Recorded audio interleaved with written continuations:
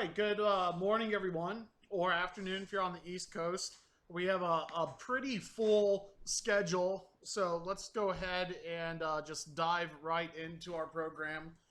What we're doing today is going through the off-grid design process, which it can be a kind of scary process to say, okay, well, I'm going to design an off-grid home for you. In building design, we've always had the electric grid there, so we haven't had to worry about running out of electricity. So what we don't want to do is recommend to a client to go off grid and have them move in, and then all of a sudden they have to deal with running out of electricity, something that would make them pretty unhappy. So what we're gonna do is I've designed an off grid home for a doctor, wife, two kids in middle school, and since then I've gotten into more off-grid design work, and so I'd just like to share with you what I've learned through that process, and maybe you have projects or thinking about living off-grid on your own, and this will help you understand what you need to do to get there. So let's start out with why live off grid.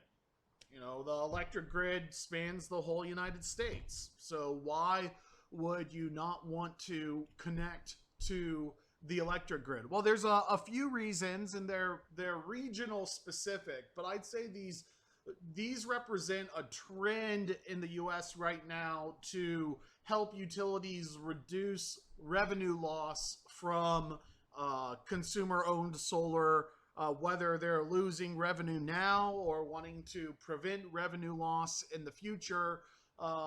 In many states, the consumer entitlements for, say, retail price outflow onto the grid, often known as net metering, are going away. On top of that, fees for having solar interconnected to the grid are increasing. So let's just take a look at some arguments against the electric grid before we get into our design phase.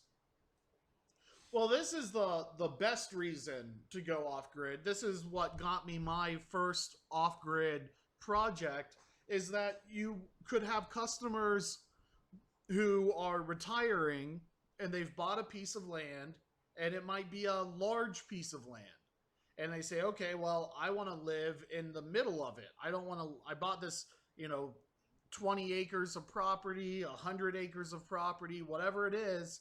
They don't want to live right on the edge of the property. They want to live on into the property.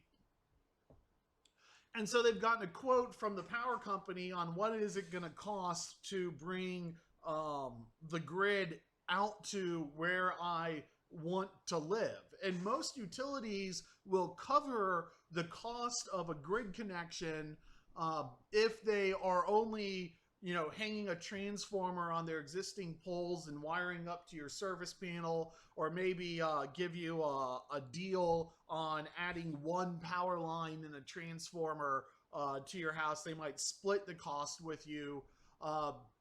You might have a utility that has a monopoly in your region, or at least for the grid distribution part of it. And they might have a mandate to say, well, they have to bring power out to your property. They don't have a choice. That's their obligation in exchange for that monopoly. But the trend is to charge the customer the full amount for that work. Especially if it's a solar customer. If it might cost 20 grand to bring power out to a property only to have no electric bill, that's a losing proposition for kind of a rural electric cooperative.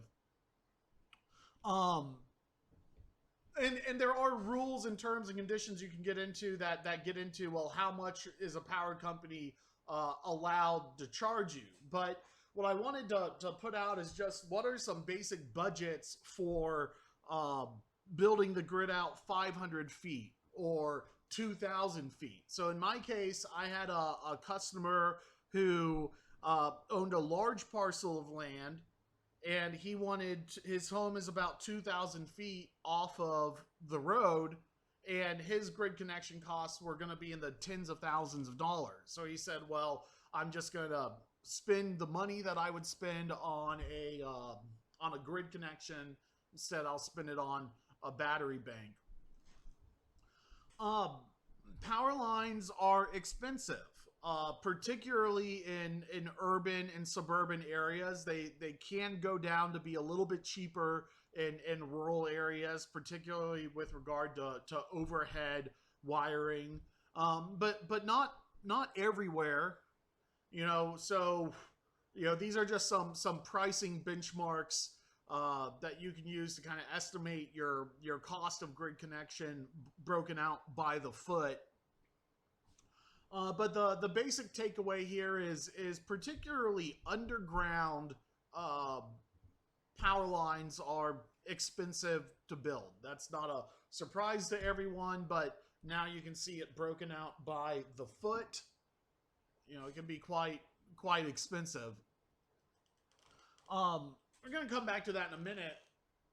But beyond just expanding the grid, a customer faces a $20,000 bill just to bring power out to their property. There are some other costs to consider of remaining connected. And so this is minimum grid access fees. What is they're considering them in the TVA region right now. What is the minimum electric bill that a customer can have?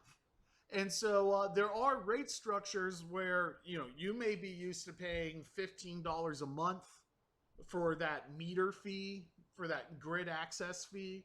In rural areas, the meter fees and grid access fees tends to go up. So I live inside a city in Mississippi. My grid access fee is $15. If I go outside to the rural electric cooperative, the grid access fee is $30. Okay, well, most solar customers are still willing to pay $30 a month to be grid connected. In fact, as we'll learn later in the program, that's probably a better deal than going off grid and having a generator. You can still go off grid and be grid connected in the sense that, you're not buying power from the grid, but you have it there if you need it. That might take the function of a generator, and generators cost gas to run. So as we'll get into our model, what we'll realize is that, hey, if I need a generator to help me get through the wintertime, if I have the option to remain grid connected and pay that grid access fee, then that is usually going to be the better way to go about it. But what I did is I surveyed electric rate structures throughout the country to see where these grid access fees start to get even more than $30 a month.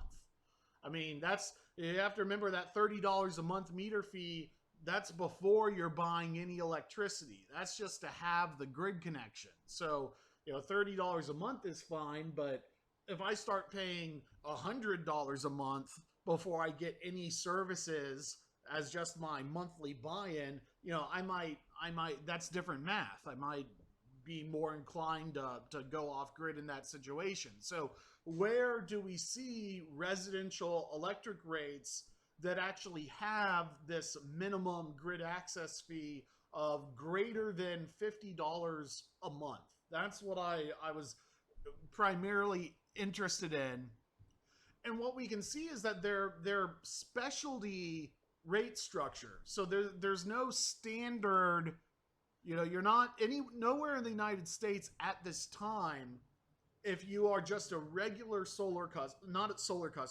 you're just a regular residential electric customer, there's no meter fee that is over $50 a month. These are all kind of specialty rate structures that you might not have a choice to go into them depending on it, but let's take a look at them. So this one is mountaintop fees. So if you're building your house on the top of a mountain and the power company is building the power lines out there, there are some power companies that will charge you a minimum of $50 a month just because it's costly to build out the infrastructure to mountaintops. Net metering. So there are some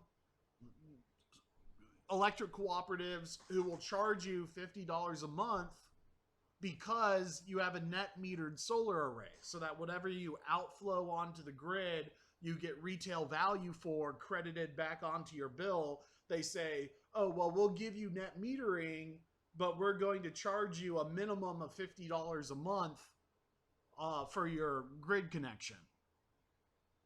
A master apartment meter fee would be if the apartment only has one meter that the utility bills, so that's really combined housing. That's not really residential rate structure. Three-phase.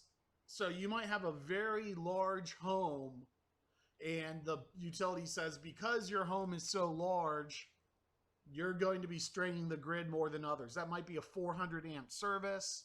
This is three-phase time of use, or an electric vehicle where you might have excess demand, and then your fee is $50 a month. Now there's some other, farm and home would be the same way. You're not just a residential home. You have a well pump and some farmhouses that have electrical loads. So you're more like a business than a residential. And so we're going to give you a $50 a month fee.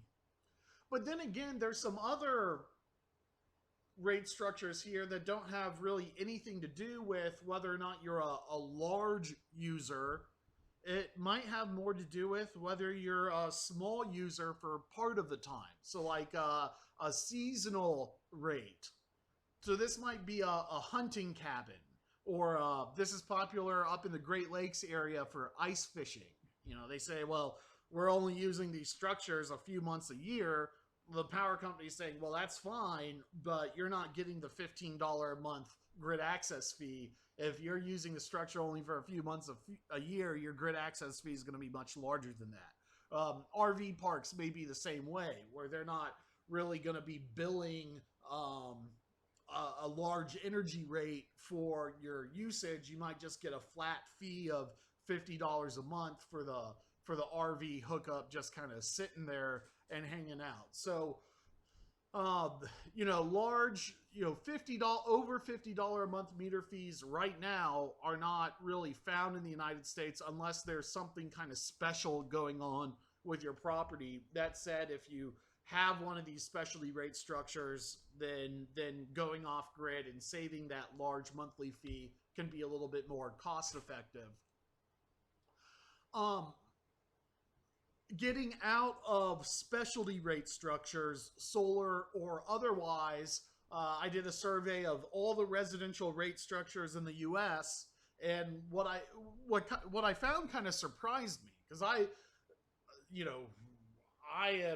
expecting the high grid access fees to be in states where electricity pricing is well above the national average. So Hawaii, California, Long Island, but actually just plain old, this is your meter fee for every customer on our system. We see the highest meter fees in rural Indiana, rural Illinois, sparsely populated areas where they don't have a lot of, customers on the grid. Your grid operating costs are higher. And so rather than increasing, say, the energy rate or the kilowatt hour rate, you start to see these meter fees uptick. And so the highest one in the country that I found was Paulding Putnam Electric Co-op in Indiana. And if you notice, all of these at the top of the list are your rural electric co-ops, where you also tend to have larger tracts of land and maybe smaller homes. And so it's really these rural electric co-ops are kind of the prime markets for off-grid customers.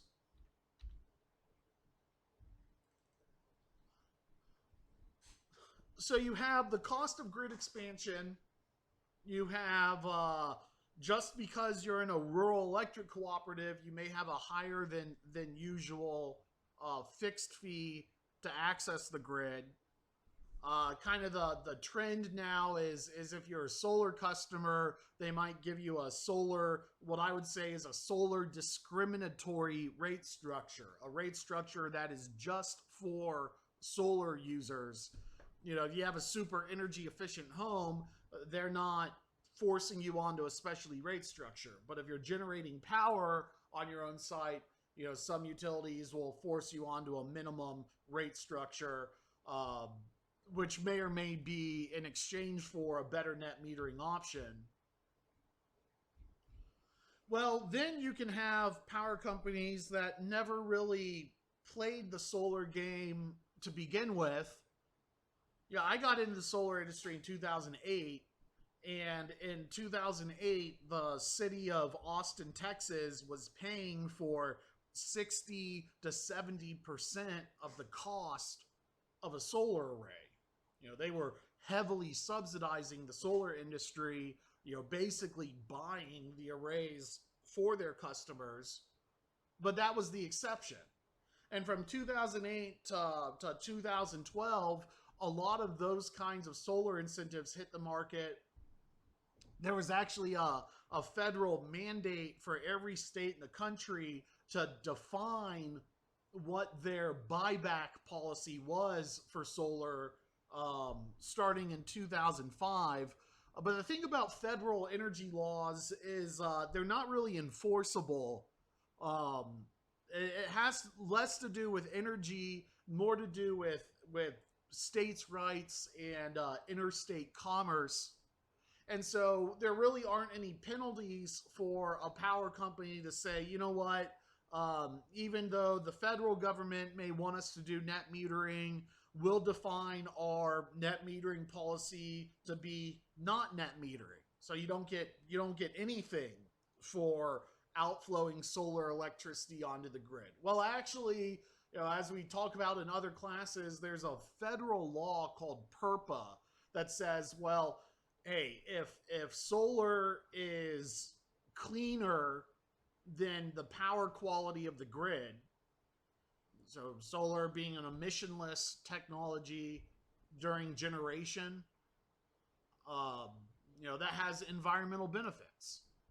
So they say, well, we're not going to mandate that you buy this solar electricity at its retail value, but we will mandate that you buy this solar electricity at the raw material cost of coal, the raw material cost of natural gas. So instead of buying the raw coal or the raw gas, there's a federal mandate that says clean energy outflowed onto the grid must be bought at the avoided cost of doing business. So what would I otherwise have to pay to deliver that same kilowatt hour of electricity to the grid? That is what the mandate is. Now, that's only 20 to 30% of retail value of electricity. And then on top of that, the mandate says it's all of that less an administrative fee. And so it, you know, the bare minimum that a power company must pay you for outflowed solar electricity is only 20 to 30% of retail value less, you know, what might be a solar discriminatory rate structure. And so there are power companies who have interpreted that to the fullest extent of the law and say, well, we only have to pay you 20 to 30% of retail value, and so that's all you get. And so there is a mismatch between solar production and on-site consumption. And so, you know, what these graphics indicate is, you know, hey, this might be a solar array that is sized to generate 100% of my electric bill. but it doesn't generate that power at the same time that I consume. And that's really what this debate over solar outflow is about. Is this whole area right here under the curb is being bought at 30% of retail, whereas only this section under the curb is saving you at, well, actually, it's not even 100% retail. It might be more like 80 or 90% retail because you still have those fixed fees. And so there's a cost difference regardless of outflow versus inflow. And in either case, you may not be getting full retail value for your electricity. And so at some point, if you know you want to generate with solar, the more you outflow onto the grid, the less economic your array can become. What you want to do is you want to, reduce your consumption, but in order to do that, you have to have batteries. But even if you completely eliminated your entire electric bill by storing your electricity in the batteries, they still may be able to charge you additional grid access fees, solar discriminatory rate structures. And so particularly for the customers who have the worst deals in the country, it may not make any economic sense to grid connect your solar array and outflow the electricity onto the grid. Now, from a society standpoint, the more power we have, the cleaner our power, and the cheaper that clean electricity it is, the better it is for society. And so, I'm not trying to state that, there's a whole political argument that could be said. Well, we want to have an optimized economic policy for solar. Maybe not retail value, but maybe not 20% of retail value either. Once you start getting into like the worst deals in the country, you almost encourage the market to be completely off grid rather than remain grid connected. So this is kind of a design constraint that I experience in Mississippi. And, it's taken me a while to really understand why a state like Mississippi is so anti-solar. And if I had to cast it in the most favorable light, I'd say, well, it's simply because Mississippi has more miles of power line per customer than its neighboring states. So in Georgia, Georgia is owned by Southern Power. Mississippi has Mississippi Power. In Georgia, they have better solar policy than we do in Mississippi, even though it's owned by the same parent company. But in Mississippi, we also have more miles of power line per customer than in Georgia. So there's less money to go around in Mississippi, and so we have less subsidies for consumer-owned solar in Mississippi. So that all makes sense, but from the perspective of the customer, they might say, well, I'm in Mississippi, I want to have solar on my property. It doesn't seem cost-effective to remain grid-tied, and so let's go off-grid instead. And that can accomplish the same revenue loss to the utility as what they were trying to avoid by preventing solar from coming to the grid by having bad solar policies. So it's almost an impossible situation that the cooperative gets placed into at that point. I'd say it is important that your policy is transitioning the grid towards renewables rather than obstructing them, because at some point we'll get to where off-grid battery financing makes economic sense. And so if everyone goes off-grid who can, that's going to be really bad for the people who remain connected to the grid, because they'll have a very expensive infrastructure with less people paying those grid access fees. So it's a difficult balancing act. Now you can say, okay, well, if I'm not getting a good rate for my outflow, what I really need to do is decrease the size of the solar array. And so, it is possible to just have a small solar array that doesn't outflow onto the grid.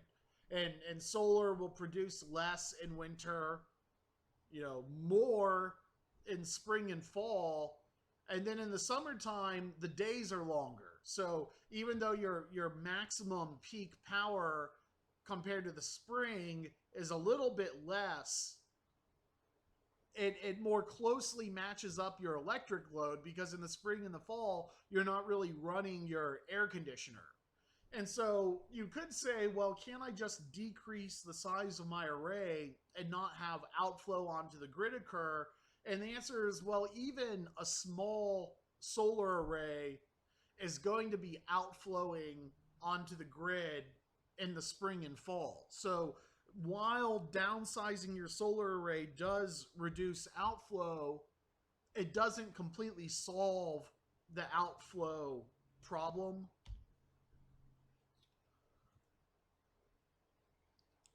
And then the other part is, and so what we're saying is, just because well, let's see, this is my first time to go through the program, so I'm gonna have to kind of pause between each slide and make sure my narration stays on track here. So even a small solar array can produce outflow.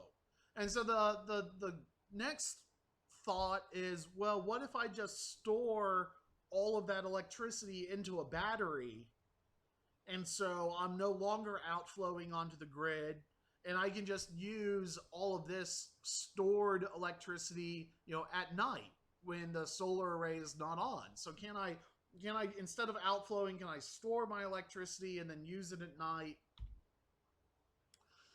Well, the what we'll learn is that, well, batteries cost money, and batteries do not have an infinite life. And so if you take the cost of the battery and you divide it by all of the output that you're going to get over the life of the battery, you'll come up with a hard cost of what it costs to use that battery.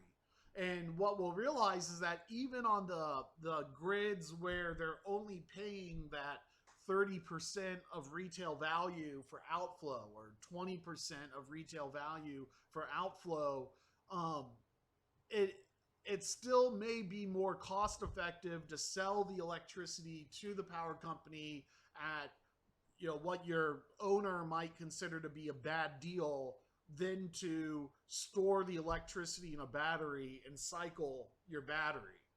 And so what I'm saying is that if it costs 14 cents a kilowatt hour or 11 cents a kilowatt hour to use a battery, and your grid tied price of electricity is 11 cents a kilowatt hour, rather than spending 11 cents to store the surplus and discharge the surplus, it makes more sense to buy that same 11 cents at night and sell at 3 cents during the day. Now, that doesn't necessarily mean that selling at 3 cents is a good deal for the customer, but it does mean that selling at 3 cents is more economic than storing that electricity in a battery to use at night. In fact, when you see this kind of arrangement where you store the battery electricity during the day to reduce your electric bill at night, it kind of, the best way I can describe it is it's a spiteful battery, where the customer may say, hey, it may cost me a little bit more to use my battery rather than just let it hang out fully charged. It may cost me more to cycle my battery, to use the battery, but my goal is to reduce my electric bill as much as possible and not give a penny to the power company. And so even though it costs me a little bit more to use my battery, my goal is to reduce my electric bill as much as possible. And so I'm going to do it, even though an economist may not agree with my financial decision. And there's plenty of customers out that like that because, you know, even though it might make more sense to sell back at 3 cents a kilowatt hour economically, the customer still feels like they're getting a raw deal and said, well, I'd rather just burn the electricity, or you know, I'd rather get my electric bill down to $15 a month and then have to replace my batteries in 10 years rather than have my battery just hang out for 20 years and never use it at all. But the fact of the matter is, for most residential customers, batteries do not improve the economics for that customer. There are exceptions. The exceptions are high-priced electricity markets like Hawaii or California, or if you have an unusual rate structure. You know, there's commercial customers are billed completely different for their electricity than residential. And commercial customers who are on demand rate structures, that's the most cost-effective application of solar and batteries out of the entire solar industry. So there are grid-tied battery applications that are very economic, but it's not the same as a residential rate structure. Let's see, we got a question. Yeah, shouldn't the cost of the buyback be 3 cents and not 30 cents? Yeah, it should be. This is the first time through the program, so there may be a couple of typos, and that's certainly one of them right there. Is that cost should be 3 cents, not 30 cents. Well, thanks for pointing that out. You know, another issue is economies of scale. So if you're trying to shrink your solar array to reduce outflow, you start getting into a less economic project because it's smaller. You know, a pallet of solar is about 7 kilowatts. It's actually a little bit larger than that, you know, about 7.5 kilowatts for a value module, maybe 8 kilowatts for a higher efficiency module.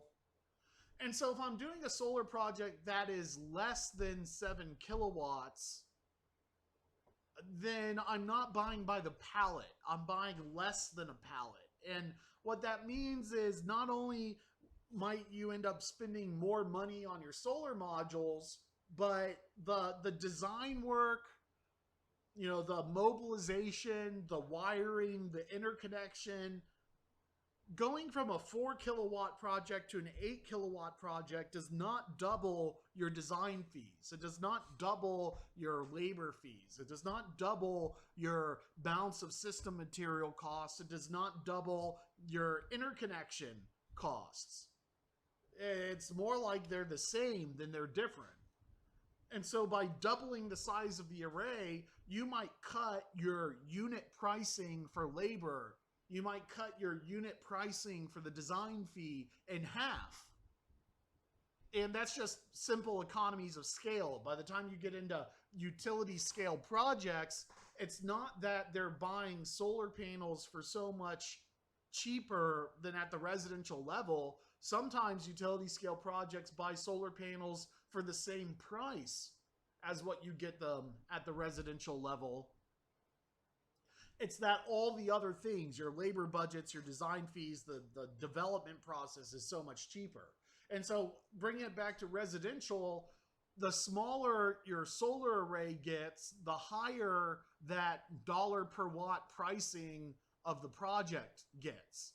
And so when I do solar in say, Mississippi, I can't do a 4 kilowatt project in a cost-effective manner. And in fact, you know, really the kind of sweet spot is either 1 pallet of modules or maybe 2 pallets of modules. So I recently did a project in Mississippi where the buyback rate, instead of being 3 cents, the buyback rate was 7 cents. And so we didn't do batteries. We just said that 7 cent rate was good enough But the only way that the project made economic sense was for it to be 2 pallets. And so often when I'm doing projects in my neck of the woods, I'll give my customers the option of, do you want to do a 1 pallet project or a 2 pallet project or a 3 pallet project? And that 2 pallet project or that 3 pallet project is going to be much cheaper. So, I can do 1 pallet for $3 a watt, but I can do 2 pallets for $2 a watt. And so what that means is there's going to be kind of a sweet spot for solar when you don't get paid retail price for your outflow. Where doing something too small, your development fees are going to kill you. If you do something too large, you start getting into too much of it being at 3 cents and your effective generation rate goes down.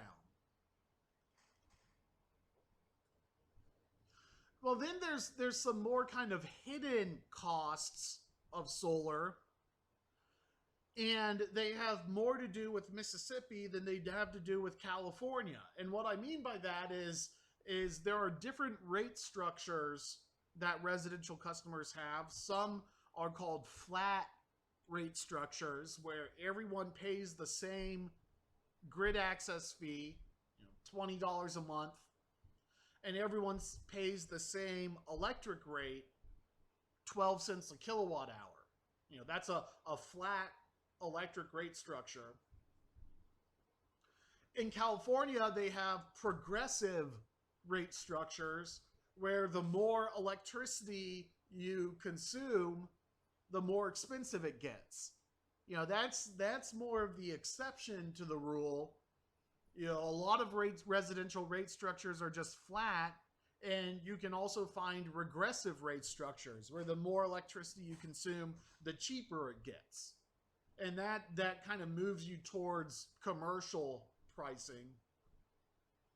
Well, let's just explore the flat rate structure and keep it simple.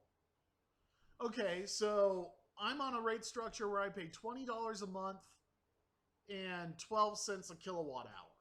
So if I use 2,000 kilowatt hours a month, I'm paying $20 a month, and then 2,000 times 12 cents, 240 bucks. My total bill is $260, and so I'm paying 13 cents a kilowatt hour.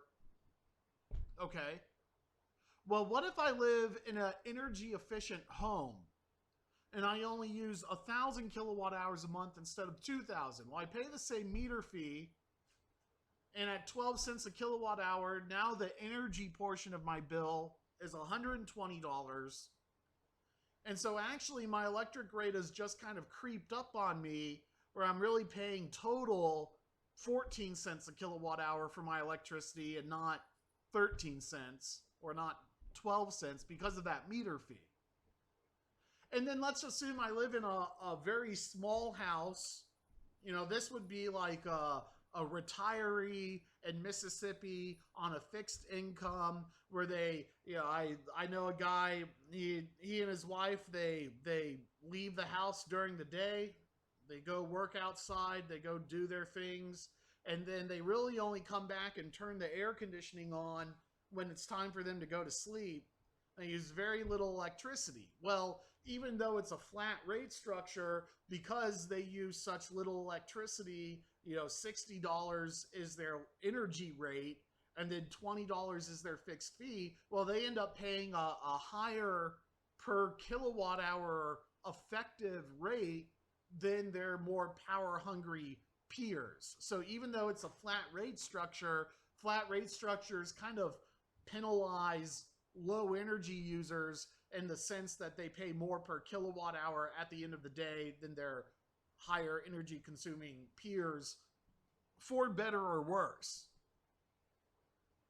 But how that applies to solar is kind of interesting, because it means if I start out with a 2,000 kilowatt hours a month electric bill, and then I reduce my bill by 1,500 kilowatt hours per month, and now the power company is only charging me for 500 kilowatt hours, all of a sudden, instead of paying around 13 cents a kilowatt hour for my electricity. I'm paying around 16 cents a kilowatt hour for my electricity effectively. And what that means is the more you do to reduce your electric bill, the higher the per kilowatt hour rate of the electricity that you do use becomes, regardless of whether or not your rate structure is progressive or flat or regressive. In other words, your low energy consumers pay more for their electricity within the same class of customers than your high energy users. And so who are these low energy users? Well, regardless of if they have a solar array on site and so they have a very low electric bill, or if they have a small house and they don't use a lot of electricity, or if they have a large house but it's ultra energy efficient. There's all these different kinds of customers who use just a little bit of electricity, and they're the ones who are like prime candidates for going off grid, because they may not need a very large battery, and they're also paying substantially more for their electricity than anyone else. So, I'm sitting here in a state of Mississippi where the average retail price of electricity is around 11 or 12 cents a kilowatt hour, but I see customers who are paying 16 cents a kilowatt hour for their electricity effectively because they use so little of it. And it's those customers who can really benefit from going off grid compared to your higher energy use. That said, what do you take when you have a high energy use customer and you add a solar array to the property? All of a sudden, they are a low energy use customer. And so, you might just find that the savings of going off grid completely and getting rid of that fixed fee, it's that fixed fee that's really the problem here, that kind of monkeys around with your effective rate. And so you might say, well, I'm going to go off grid and get rid of that fixed fee.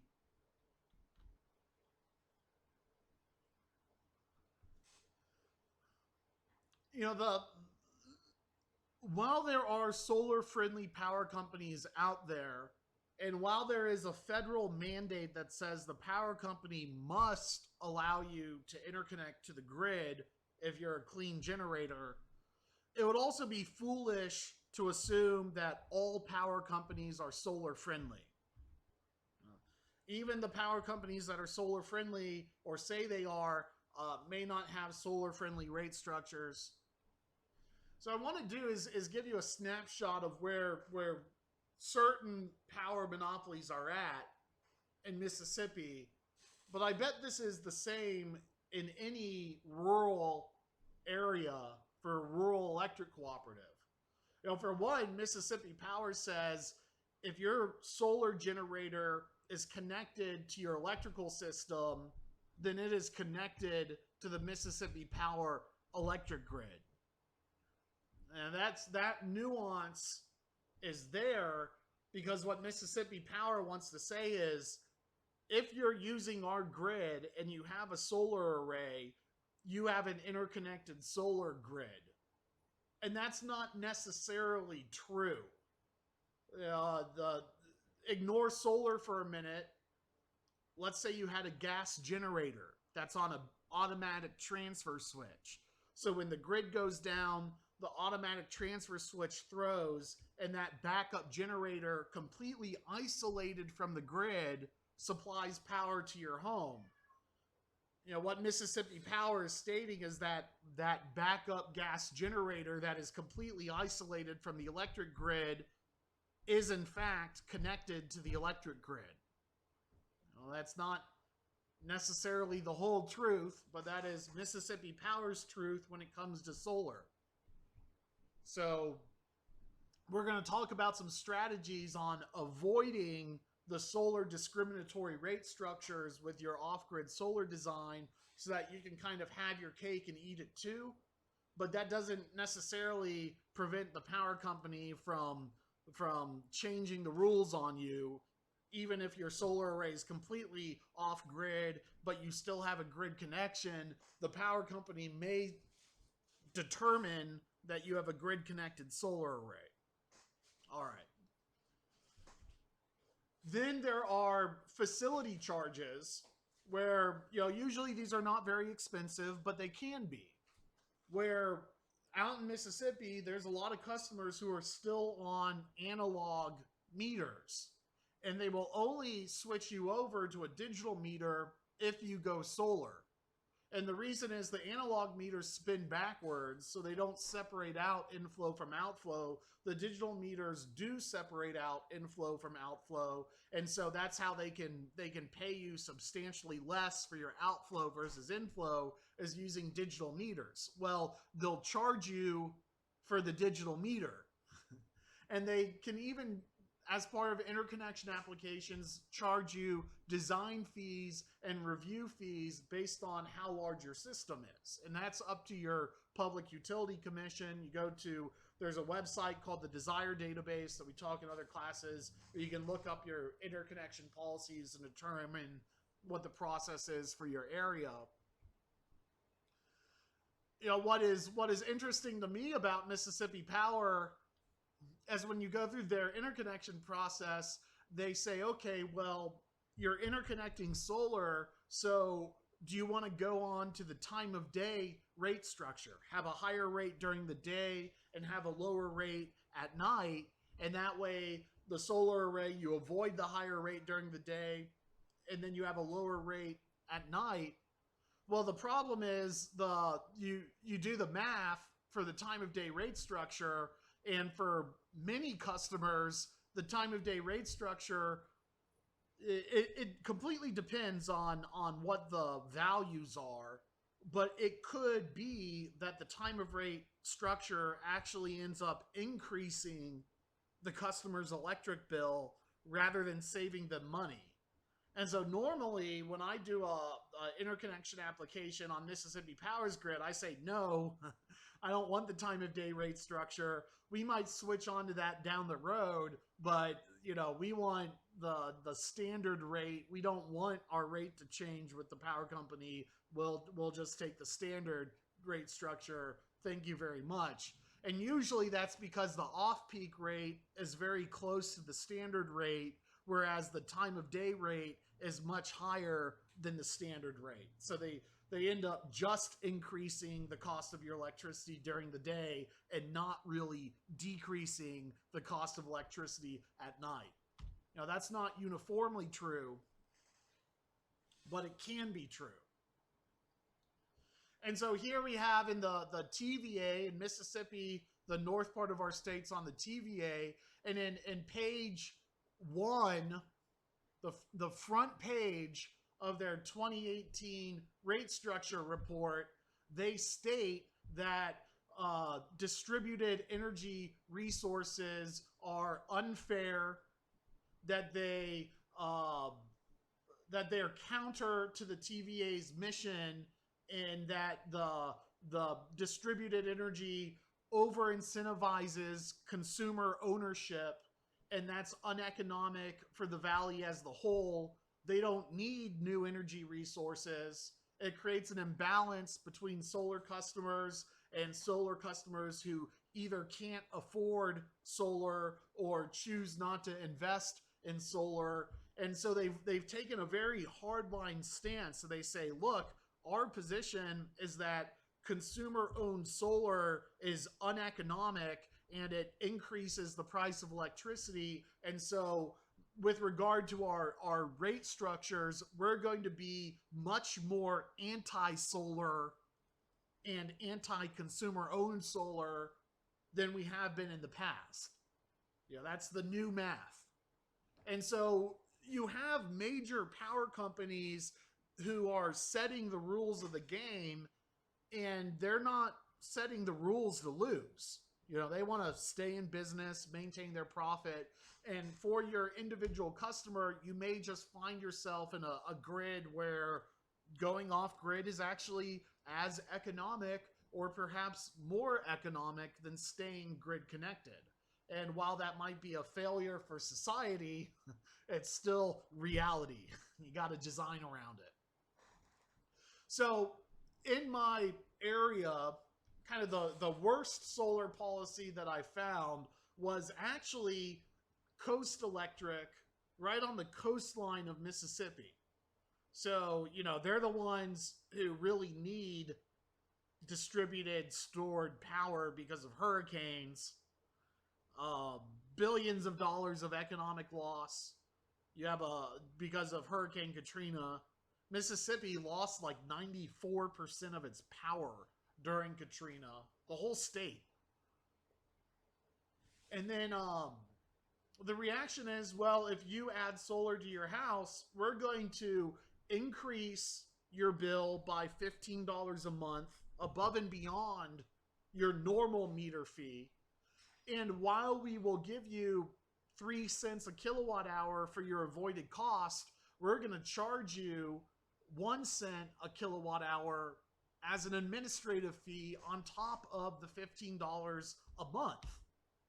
And so you do the math and you say, all right, well, if they're buying it from me at, let's say, 4.5 cents, but they're charging me 1 cent, and then they're also charging me an additional $15 a month, how much power am I going to have to generate and sell back to the power company at 3 cents a kilowatt hour in order to overcome this monthly fee? And it turns out to be about a 4 kilowatt solar array, which by my pricing is about $8,000. By your average solar industry pricing is about $12,000. And so you're living right on the coast of Mississippi, and you have to spend $8,000 to $12,000 simply to overcome the monthly fees that they impose on the solar array in terms of how much do you have to generate to overcome those monthly fees. It's ridiculous. It's like, well, I'd rather spend that money on a battery bank. And that's not new construction. That's not building the grid out. Well, we have to kind of move this along, but your public utility commissions, they say, well, especially on regulated grids, so where there's no competition, where there's a monopoly, they say, we have given a monopoly to a company like Coastal Electric in order to promote economics, but also health, safety, and welfare. And so the comment from the Public Utility Commission has been, does off-grid solar promote health, safety, and welfare? Because even if you went and showed that off-grid solar was economic, if you wanted to develop a business model where you owned all of the solar assets, get an investor group, flood the money, buy a bunch of off-grid solar gear, start selling electricity to people, they'll come in and say, well, you're not allowed to do that. Only Coastal Electric has the monopoly to do that. The argument you'd want to make is, well, my off-grid systems promote health, safety, and welfare compared to the electric grid. And the main counter argument that the grid has is saying, well, the electric grid is reliable and solar is intermittent. And so I literally was told by a public utility commissioner, well, if a customer wants to go off grid with solar, then I guess they're not going to have any electricity at night. It's like, well, no, that's not what's going on with the market. But what you really want is a solid counter argument to say, actually, off-grid solar is more reliable than the electric grid. Well, then they'll come back and say, well, what do you mean? The U.S. electric grid is very reliable. And that's true. But let's do some comparative analysis. Let's compare overhead power lines to underground power lines. And even that can be a little bit complicated, because what this graph shows is that, based on the average customer interruption for power, you can say, okay, well, it kind of looks like overhead versus underground is the same.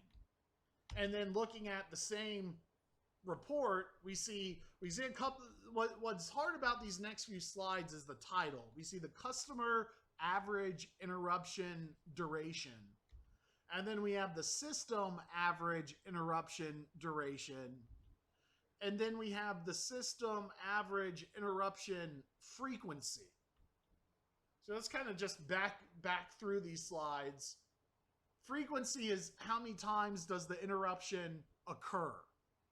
And so what we see is that overhead lines go out much more frequently than underground lines.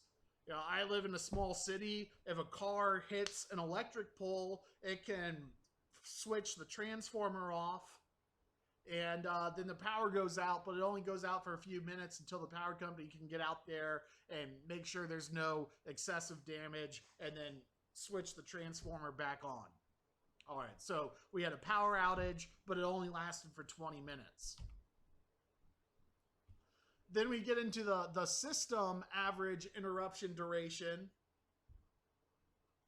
And we see these overhead power lines do last much longer than the underground lines. And so, you know, really what I wanted you to take away from this is that if you just look at how long the customer loses power during a power outage, sometimes the underground power outages can take longer to repair. And so if something goes wrong with an underground power line, the customer sees the power go out for a very long period of time. And so they might have one power outage that lasts a very long time rather than a series of power outages that last a very short time. However, if you look at the system as a whole, it's the overhead power lines that are more frequently interrupted, and also that when you multiply the frequency times the average duration, you know, overhead power lines are less reliable than underground. Now, we saw earlier that underground is more expensive. What is solar like? When you live off grid, solar's up on the rooftop, but is it more the reliability of overhead lines, or is it more the reliability of underground lines? Well, the unreliability of overhead is because trees fall and knock out the power. And now you don't have any trees that are going to fall on any power lines that are going to knock off power to your off-grid home. You know, so the reliability of off-grid is more like underground than overhead. Therefore, if you are on a grid that has above ground wires, which if your local distribution circuit is buried, well, you still got the utility distribution circuit and transmission circuits that are overhead. And what that means is a well-designed solar array that is for off-grid purposes is more reliable than grid power. You know, grid power is very reliable, except during an emergency. So when you actually need that power, that's what you should be focusing on. So there are arguments that you can make to your Public Utility Commission to state that, says, John, does your speaker work? I can't seem to ask you a question through the phone connection. I think that GoToMeeting mutes it. I think you're going to have to type it, Larry, but we're going to take a break in about a half an hour. And when we come back from the break, we'll open it up for questions. So I'll unmute you at that point. After the break, we'll do more open questions. Anyway, another issue to think about is, well, there are solar arrays that have batteries as backup, but you're still grid connected. So do I have to go off grid? Can I just get a solar array with a battery? So the Tesla Powerwall or LG Chem is um, one of their major competitors. And what I think is most overlooked with these grid-tied batteries is they're actually quite limited in terms of their backup power. And so the problem is solar doesn't have batteries. And so when the power goes out, you lose power even though you have a solar array on your roof. And no customer wants that. You know, every solar customer, they're buying solar, they don't want to lose power during the blackout. Okay, well, why don't you get this particular battery inverter, and so you can have solar on your house and it's grid tied, you're outflowing, but then when the power goes out, you have a battery. Well, even in those cases, you're limited by what you can power. You can't power your whole house with the vast majority of grid-tied battery solutions. So you're not powering your whole house during that power outage. Now, what you can do is rewire your entire electric service panel and say, okay, well, I'm going to put in a new sub panel and it's going to be for small devices and I'll power that during an emergency. And I don't think that's a good enough solution. For one thing, you have to rewire your home electric service panel, so that's paying money for rework to get a partial solution. You know, so like SolarEdge, I use SolarEdge a lot in this presentation because they're one of the more popular storage solutions. SolarEdge says, well, we can't deliver you enough power to run your air conditioner. We can run a window unit, but we can't run a central air. And, you know, in Mississippi, if there's a power outage, air conditioning is probably the only thing that I want to work. I don't care about anything else. I just don't want to be miserable. And so we need that air conditioner. But grid-tied battery options are often not rated to run a large 40 amp central air conditioner. Well, okay. Well, what if I have a very large solar array, 15 kilowatts, 20 kilowatts, it produces more than enough power, more than enough amperage to run a central air conditioner. And so I had this on a recent project. It's 15 kilowatts. And what we did is we did one battery inverter, and then we did one battery-less inverter, and they operate right next to each other. Same brand, same communication protocol, you know, no conflict at all. So the idea was, okay, well, during a power outage, I understand that the battery inverter may only protect a critical load, but what about during the day? You know, can I turn my whole solar array on and also use my batteryless inverter so that I could at least run my air conditioner during the day and have whole house power during the day and only a critical load power at night? It's not allowed by SolarEdge, and they're a leading battery grid-tied storage solution provider in the United States. They say, even if you stay within our product line, our battery inverter will only support a critical load panel. Under no circumstance will it support a parallel connected batteryless inverter so that you could use your entire solar array during the power outage and have all the power you want. They don't allow it. They don't support it. They say it's not in our product line. And so if you have your electric service panel, generally the solar array is down on the bus bar, then you have the power coming in from your property, and they say, well, the reason we don't allow this stuff is that this is a grid-connected inverter. And so as soon as the grid comes back on, you're going to be selling power to the grid, and we don't want this inverter to be outflowing any electricity back onto the grid. We just, you know, it's designed to sell surplus back, it's holding hands with the grid, and it has to shut down when the grid goes out. And so this inverter is shut down for safety reasons, and you can only power this backed up load that is isolated from the grid on a transfer switch that's inside the solar inverter. So this inverter it's not even able to turn on during the power outage because it doesn't see any kind of grid signal, and that triggers its safety provisions to remain turned off. Okay, well, what if I ignore what the battery inverter or what the solar inverter company says and try and get around that? You know, because I want whole house power during the day in my emergency. I want to use my air conditioner during the day in my emergency. And so I say, oh, okay, you know what? Normally there's this transfer switch that's inside your battery inverter that'll feed a backup load. And so what happens if I take the output, as this is leg 1 and leg 2, this is a 240 volt split phase output.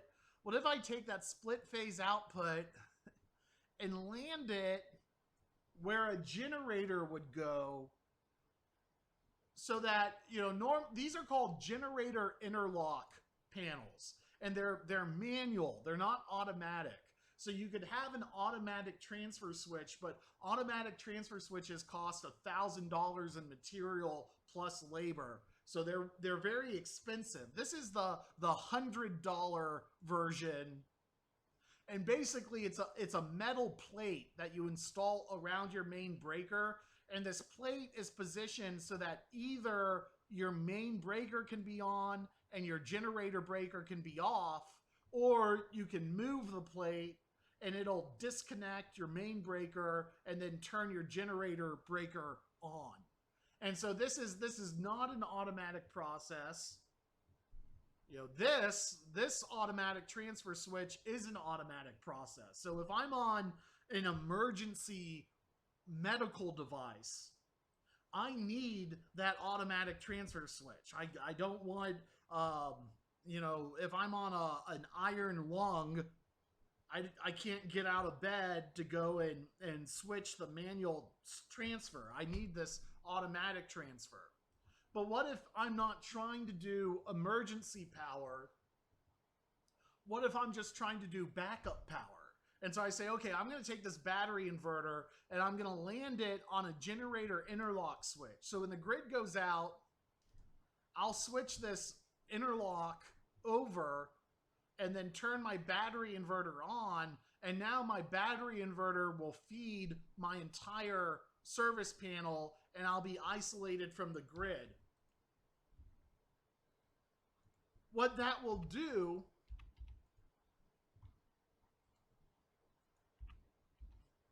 is that will effectively take your battery inverter feed, recirculate it through your service panel, and then go and turn your batteryless solar array on. And so now you have the power capacity to run your whole entire house, except SolarEdge comes in and says, if you do that, we're going to void your warranty, because that's not designed for our system. You know, we're only warranting our system for these backed up critical loads. And so even though there are some technical capabilities beyond what the manufacturer will support that you can get out of these systems, and that is, we're going to spend a lot of time on that tomorrow. But for most customers that are grid tied, trying to reduce their electric bill and have a little bit of backup power, that's going to void the warranty on the most likely to fail part of the system. And so the grid tied battery options are still not complete. You know, the solar market has been waiting for batteries to come into the design so that they could tell their customers, and you won't lose power during a blackout. But if I go and I tell my customer, oh yeah, we're going to do a grid-tied solar array with a battery so that you won't lose power during a blackout, you got to watch out, because what these systems are is they may not be rated for off-grid whole house generation. What's much more common is that they will only be able to power a small critical load panel during a blackout. And going back to that very popular Solar Edge solution, you can see right here, this is a 25 amp double pole breaker. Well, most homes are on a 200 amp breaker, and this is a 25 amp breaker. And that is why you don't get things like central air conditioning being run off the Tesla Powerwall or the Solar Edge storage inverter with the LG Chem battery. They say, yeah, we can do backup power, and they'll list off a bunch of devices, but central air conditioning won't be on it because it's not enough power to turn it on. You try and power an air conditioner with that, your air conditioner will turn on, it'll suck all the power out of your house and turn off all your devices and be bad on your air conditioner because it'll be trying to start up and won't be able to crank fully, and it'll just cause all sorts of problems with your electronics. So anyways, a lot of the grid-tied battery inverters are not powerful enough to run your whole house. And that's a little disappointing. So what do you do if you want to power your whole house during a backup option? Well, then you get into a whole nother class of inverters that instead of having 25 amp outputs, they have 100 amp outputs. They're a little bit larger. And instead of not being able to work in parallel with each other, they are able to work in parallel with each other. But there's no such thing as a free lunch.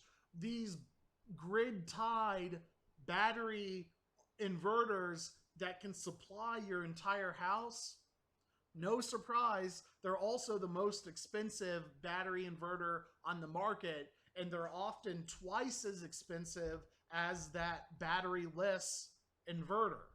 And so you get into more costly solutions. And then that cost becomes a constraint as well.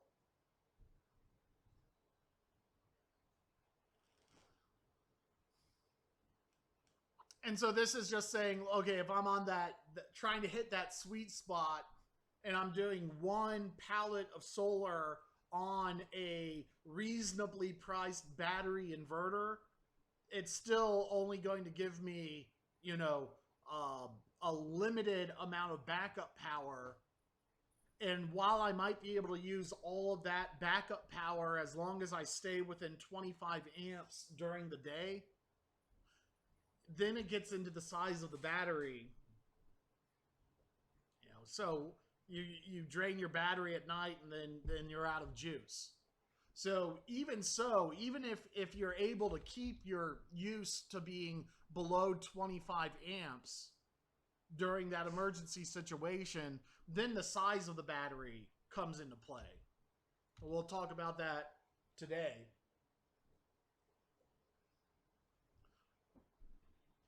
And then you get into the fact that grid-tied batteries, they're new. All of this stuff is first generation product. Even with your quality, reputable manufacturers, you still have clunkers. I remember being in the solar industry 10 years ago when we first started to get into larger and larger batteryless inverters. And there's one inverter manufacturer out there that has always had a stellar reputation for quality.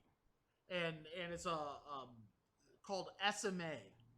SMA, pretty much any solar installer They have all sorts of opinions on all sorts of inverter manufacturers, but by and large, if a solar installer sees an SMA system, they think, oh, that's a quality system. Well, I remember going through a series of SMA inverters where out of the box they didn't work.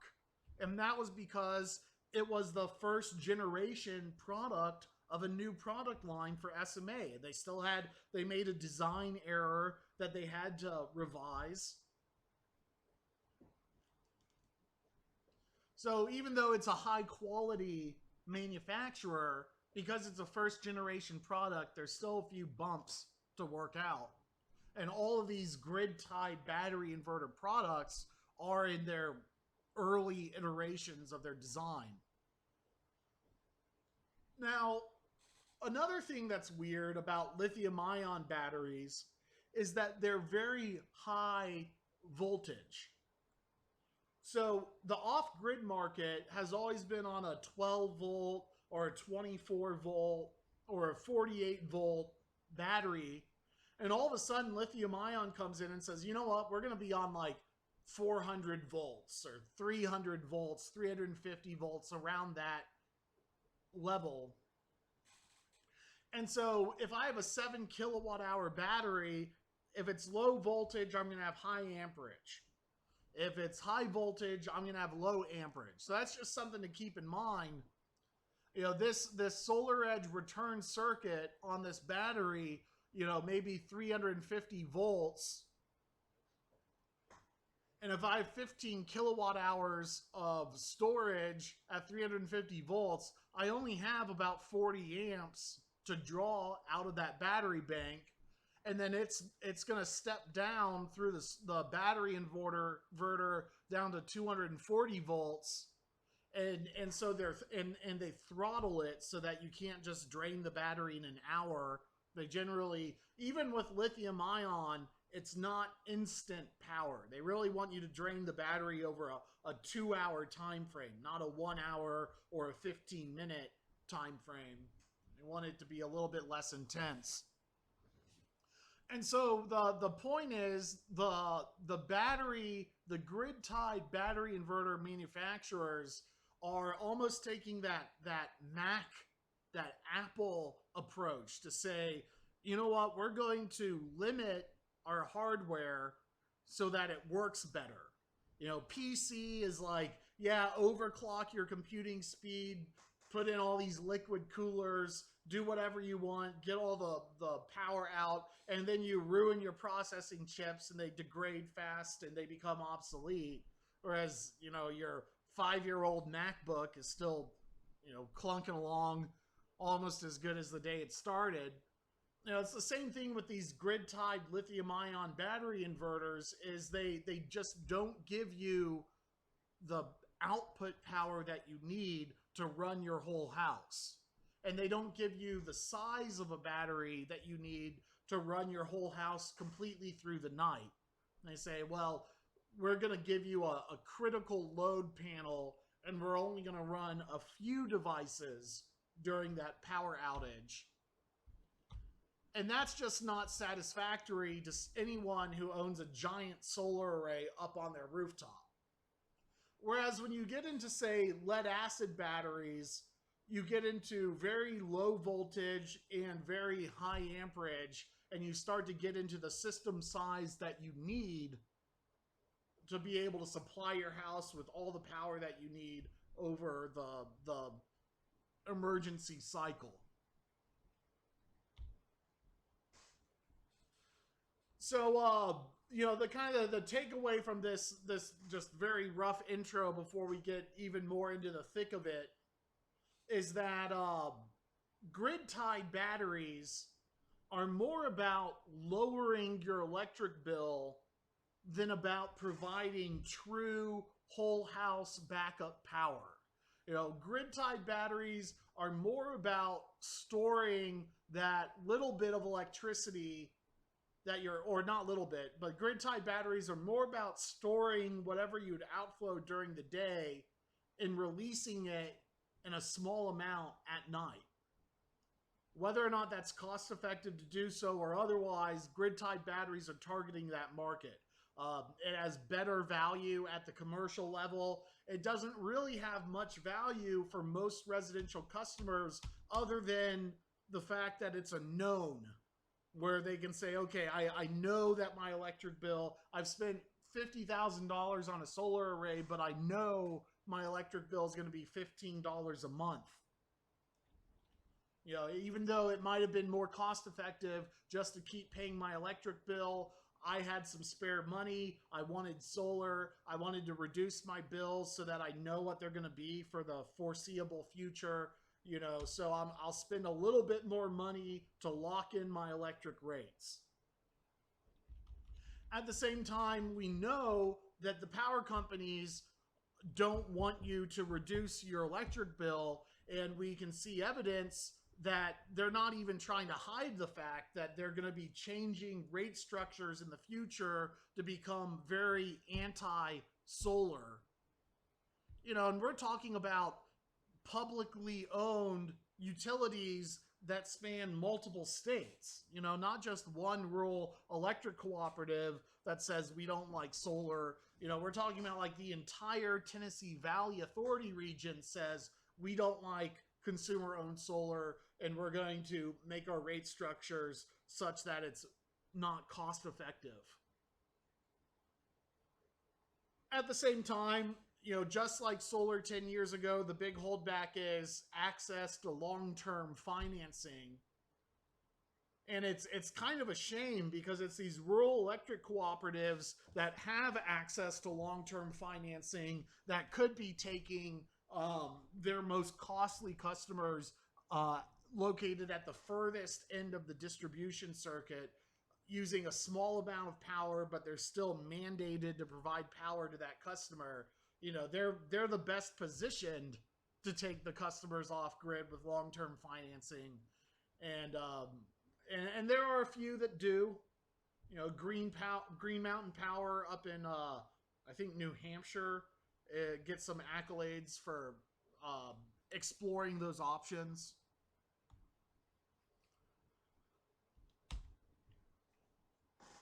So going off grid is expensive, but it's not necessarily uneconomic for the right customer, particularly in what I would say are solar unfriendly markets. Pick up the speed a little bit. So what we're going to do next is we're going to look at a customer's electric bill and determine how to convert an electric bill into an off-grid system size. So this is a very common problem is the customer comes and they say, okay, I'm building a new house. I want it to be off-grid. Well, you don't have any electric usage to do your design off of. And even if it's a conversion, the customer may only have month-to-month electric consumption history. And you know, your electric load is not a flat line. It varies throughout the day. And so here in the wintertime, this would be an all-electric house with electric heating. And we can see in the wintertime, most of our load is through electric heat. This would be in the spring and the fall, where maybe your heater is running at night with a little bit of air conditioning during the day. And this is the summertime when you're not heating your house electrically, but you are cooling it with your air conditioning system. And that's going to be less at night and more at the hottest times of day. And of course, this is going to be regional specific. So what these screenshots are from is a software called Aurora Solar. It's quite expensive. It's $350 a month. But what they have, and this is just a small kind of sub-feature of the software, but what they've honed in on is the fact that, look, you know, even though everybody's load profile is different, we can still make some general assumptions as long as we know what the home has in it. And so it's a survey. You know, do you have a pool? Do you have an electric vehicle? Heating, electric heating versus gas heating. You know, if this was a gas home for heat in the wintertime, I could eliminate all of this. And then it would be quite easy to generate enough power to meet my electrical needs if I have gas heat. But if I don't have gas heat, it's going to look a little bit different. And so what Aurora says is, because we have so many customers and so much data, all you have to do is give us how much electricity, what is the volume under this curve. You know, that reflects your month-to-month consumption usage. Is just the total volume under this curve. But if you give us the total amount that you use for the entire month, and we know which month it is, and we know which part of the country you're in, and we know what electrical devices you powered with that month-to-month electric bill, we can assume a load profile. Now, if your assumptions are wrong, if there's a substantial change, if you go from gas heat to electric heat, your assumptions are going to be completely wrong. But if you know what you did without gas heat or without electric heat, but you know that your next home is going to be electric heat, you can kind of gain some perspective on exactly how much more power you're going to need because of that electric heater. And so while it's best to know all of this data, and sometimes you can log in to your electrical account with your utility. If you have a digital meter, you may find that this kind of load profile data you can actually extract from your electrical account.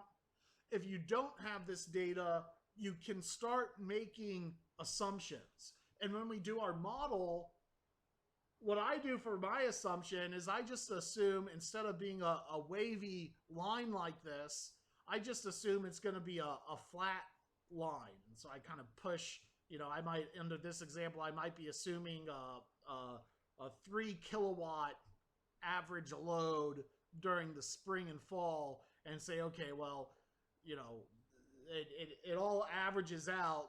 And so I'm going to need a 3 kilowatt average load, and then I might spike up to 10 kilowatts, but it's not like I'm going to be spiking up to 20 kilowatts. You know, I can start making some assumptions. And then it says, well, is your performance going to match up with your assumptions? Well, if I'm assuming an average load, and then I can be below average at night, and then do some load shifting so that during the day I'm above average, that's actually going to exceed the model, because during the day I'm going to be running off my solar power and not really cycling my batteries, and it's only at night when I'm going to be cycling my batteries. And so that might, as we'll learn about battery technology in the next couple sections, we'll see that that's actually going to be something that beats the model rather than performs worse than the model.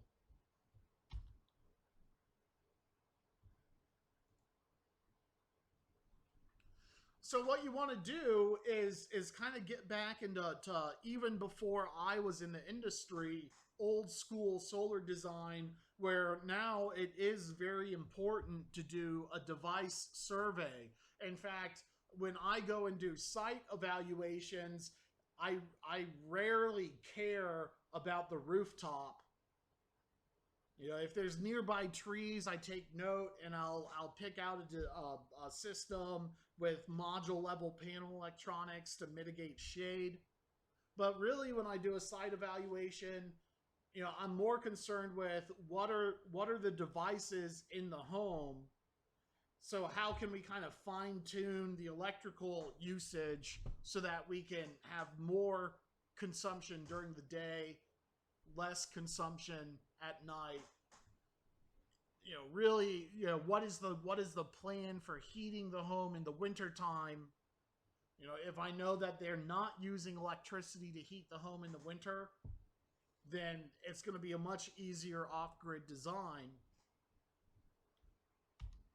And just because you intended to heat your home, say, with gas, doesn't mean you have to. There's going to be times when you can turn on auxiliary heaters to provide electric heat, like in the middle of the day when your battery bank is at full power and your solar's at full power. It might make sense to do some electric space heating instead of heating your home with gas.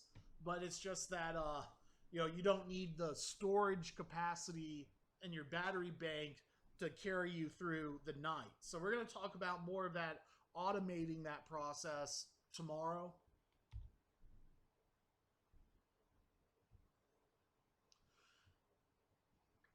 So we're about to go on break, but what we're going to do after the break is we're going to take month-to-month consumption data. So here's the consumption data we're going to use. We can see it's a little high in the winter, drops down in the spring and in the fall, and then it starts to pick back up again in your hot summertime months.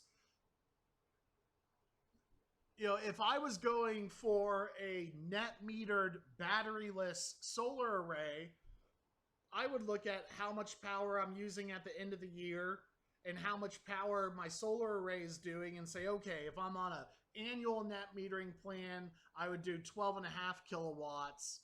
If I'm on a monthly net metering plan, I might only do 7 kilowatts to make sure I'm not excessively overproducing in the spring and fall. If I have no net metering at all, I might just do a terribly small array so that I'm not outflowing onto the grid. The big difference with off-grid is you're making sure you're never running out of electricity. And so with off-grid, I'm really looking at my summertime months to make sure that I don't run out of electricity during the summer months. And then I'm also looking at my winter months and making sure I don't run out of electricity in my winter months. And then what we can see is that in the the spring and in the fall, my off-grid solar array is just going to be producing a tremendous amount of surplus electricity that I don't even need. And that's actually okay. What that means is in the spring and the fall, I don't really have to worry about the state of my battery bank. I only have to pay closer attention to it during the winter and during the summer. And that'll become much more clear when we do our sizing example after the break. So, all right. So these are kind of recapping our previous before the break conversation. When I start talking about larger and larger solar arrays, you do get into better economies of scale the larger you go. Just one strategy that I use is to kind of maintain the cost. Now, in Mississippi, for reasons we discussed, you don't get net metered near retail value for your outflow, so I'm forced to go cheap with my installed pricing. Otherwise, I don't have a market. And so one strategy I use is going after clearance sale modules rather than higher end modules. And that'll get about 20 cents a watt down. And then you get into the highest top shelf solar modules on the market, and they can be more than this. And so you can start getting into like 100% price difference between the bargain bin modules and the high efficiency modules. Now in Mississippi, one thing that we have are a lot of big homes with big rooftops that have plenty of space for a large solar array. In Long Island, New York, you don't have as much space. You have a higher electric rate. You can afford to go with a more top shelf module. In my designs, I go for the cheapest solar panel possible. It's very rare to see a solar panel failure in the field. So I'd rather just save that money to use on other aspects of the system.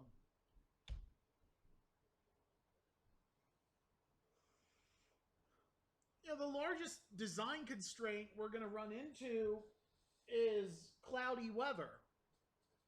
And one thing that I wanted to note is there's a big difference between a hazy day and a true cloudy day where the clouds are thick and they cover the entire sky. How do we determine what is the array going to produce on a day like this versus a day like this? Well, we got an answer for you. And that's our handy dandy PV Watts calculating tool. And the most important part of PV Watts is that you, at the end of your screen where you get this annual output, that you go and you download the hourly performance data.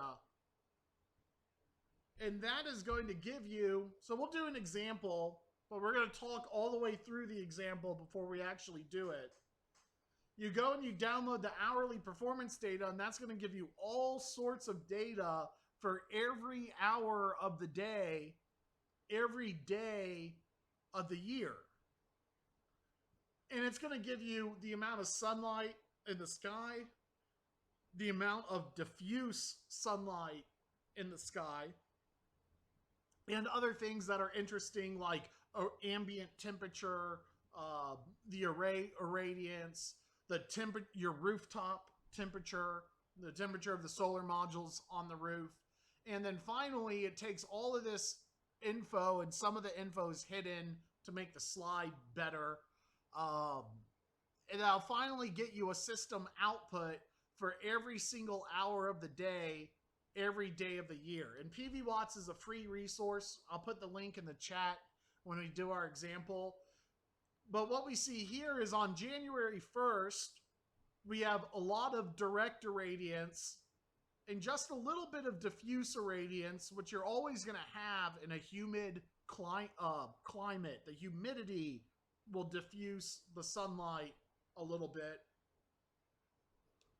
And so for our solar array, which is a 1 kilowatt array, we see on January 1st at high noon, in the wintertime, the sun's a little bit off angle, a little bit lower in the sky, and our 1,000 watt array is outputting 660 watts of power at high noon. And then we get to January 9th, and all of a sudden we don't have any beam irradiance. It's noon and we have 0 beam irradiance. This is when the sky looks like duck soup. It's just completely cloudy, big, thick clouds. And our array, which would normally be at 660 watts of power, it's only at 40 watts. So our array is doing 8% of what it would be doing under full sun.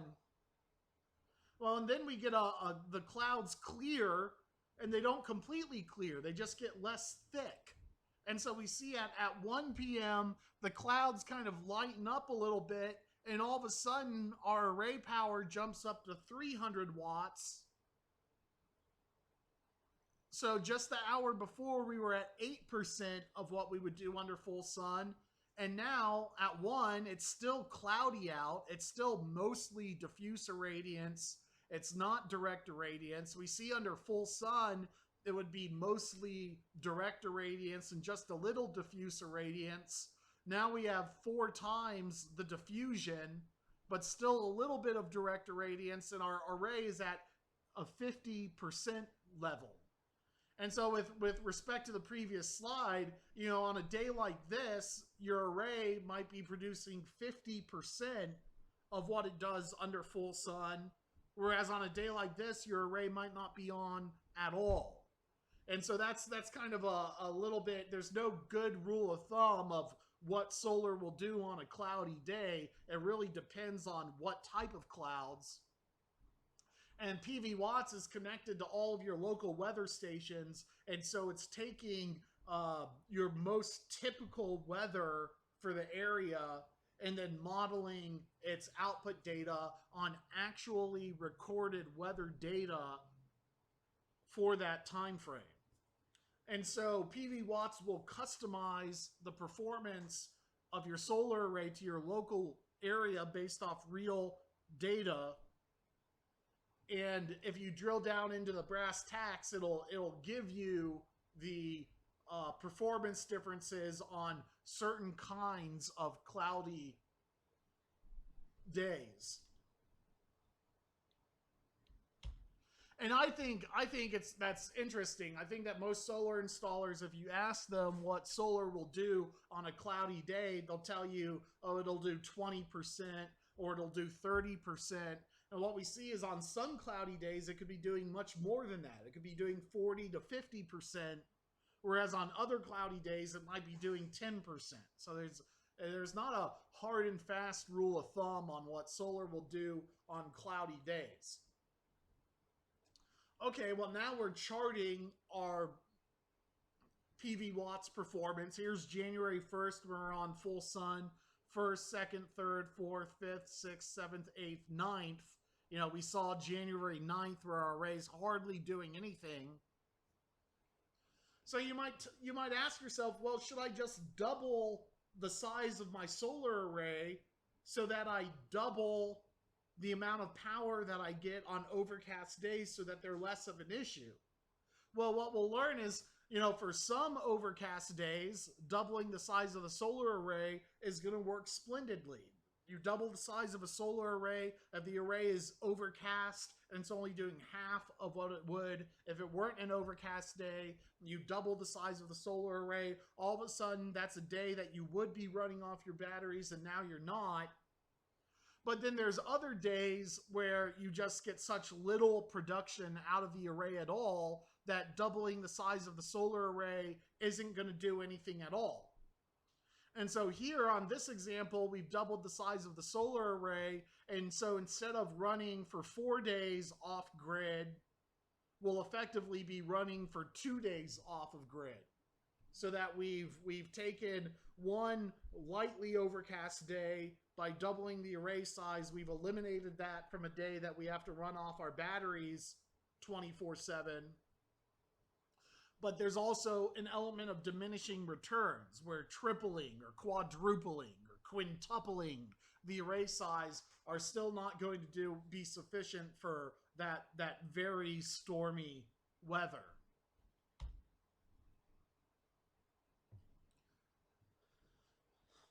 That said, if you just double your array size on those sunny days, you're going to have a lot of surplus electricity too. And so basically on an off-grid array on a sunny day, you want to make sure that you fill the batteries all the way up to the top. Well, the flip side of that is if your batteries are full and your solar array is still on and it's producing more power than what you're consuming, you're going to get stranded electricity up at the top that is just, you know, that's uncapped, unrealized potential. You know, that surplus power that you're not using, that's just staying up in your solar array as surplus voltage that you're never drawing on. And so tomorrow we'll talk about some home automation techniques where you might come along and say, okay, well, I'm going to turn on an electric heater only during this time when my batteries are at a full state of charge and I still have surplus production. And even though I'm designing my home to be on gas heat or wood chip heat, for these days, I'm still going to use electric heat. But on these days, I'll go back to use gas or wood chip. And of course, doubling the size of your solar array is going to produce more stranded electricity. And so there's a trade-off between, you know, how much do you want to oversize? You know, the general rule of thumb is that on sunny days, you want to drive the state of charge of your battery all the way back up to the top so that you can get through the overcast days. Now, on the other hand, we could have a backup generator on site. And so on those duck soup days, we turn the generator on. So we're going to look at generator runtime and costs in a little bit, maybe tomorrow, and talk about, well, how much runtime for a generator gets to the point where it's no longer cost effective, because it's not cost effective to run a house on a generator 24/7. You know, we would rather run our house on the electric grid 24/7. It's more cost effective. So just willy-nilly running our home off generators for an entire month may be quite costly. So we're going to take a look at that in our input too. And so we know that oversizing our solar array is going to be effective on some days, but not all days. You know, on those days that you can't just reduce by oversizing the solar array, the size of the battery bank becomes all the more important. You know, really, when you take that PV watts data and you plot it like we've done here, so we've taken the output of PV watts and we've plotted it for every single day of the year, that's going to give us kind of a visual storyline that will tell us how many days in winter we're going to go with completely overcast bad weather.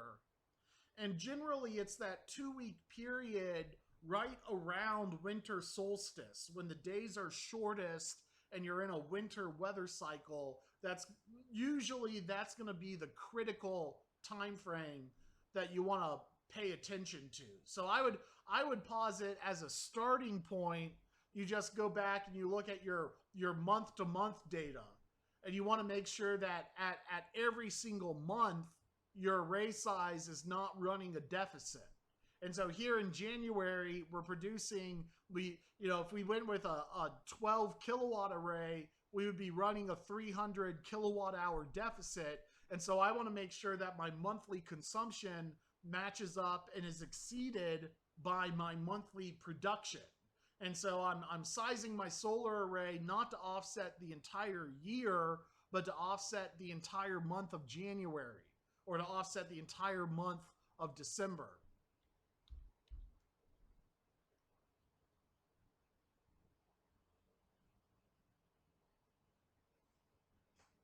And then if I can get through that critical cycle around winter solstice, I know that the weather's just going to get sunnier for the rest of the year, so I'll probably be okay. So how large of an array do we need? Well, first off, just start out by assuming you're not going to have a generator. And that'll give you your size of your solar array and the size of the battery, so that it'll work as if that's the only thing there. And then you can scale back your model to say, okay, well, if I go with a slightly smaller array or a slightly smaller battery bank, how much more energy do I need? And that will give you your generator runtime. So you got to play with it. We're going to do that. So the step is, first you run a PV watts hourly model. You get your customers month-to-month electric usage, and then you go and you run a PV watts model to determine how large of an array you need, so that every month you're producing surplus. And that means that in March and April and in the fall months as well, you're going to be producing far more electricity than what you actually need. Okay? You know, having a lot of surplus electricity is all right. You know, there's things you can do with electricity that, you know, we'll get into with home automation that might make your off-grid home a little bit more fun and play around with your surplus. But what's critical is that December month and that January month. And so we've kind of determined that we need an 18 kilowatt array to meet this application. Well, then we have to start saying, well, how large of a battery do we need to get us through that month? And for that, we have to go and look at our day-to-day electric use. And really, we have to go and look at our hour-by-hour electric use. But we don't have that data. And so a starting point would be just to assume that your load profile is perfectly flat. And to say, okay, well, I know how much I'm using per month. So let me divide that by the number of days in the month and the numbers of hours in the day, and that will give me an average power level. Now, that's going to look very different from your real power level, but it's a starting point. And so if I have an average power level, that's going to be like the same amount of load for every hour of the day. When we talk about batteries, that'll be similar to what's called a C20 discharge rate. You can say, okay, well, my power is not actually going to be flat. It's going to move up and down. Well, okay, and your production is going to move up and down too. So if you can move your load to go up and down with your production, you will actually be exceeding the model. Then again, if you have a lot of surplus during the day and a lot of load at night, your model will be too conservative. But we got to start somewhere. You know, what you really want to do is avoid very spiky loads in off-grid design. You know, they say don't run an air conditioner off-grid. Well, you can run an air conditioner off-grid if you have enough power and storage. They say, oh, don't do heating off-grid because heating's really hard on batteries. Well, it's actually not. Heating is very uniform. Like an air conditioner surges when it starts up.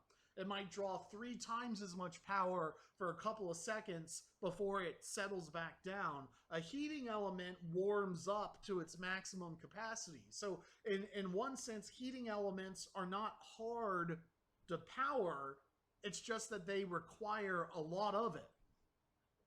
And so what I need to avoid are things like tankless water heaters, which it's crazy, but a tankless water heater, which provides all of your home's hot water needs, but is only used for a few minutes a day, it might use total less energy than a tank, because the tank is going to radiate off heat that's going to be lost. It's going to be less efficient.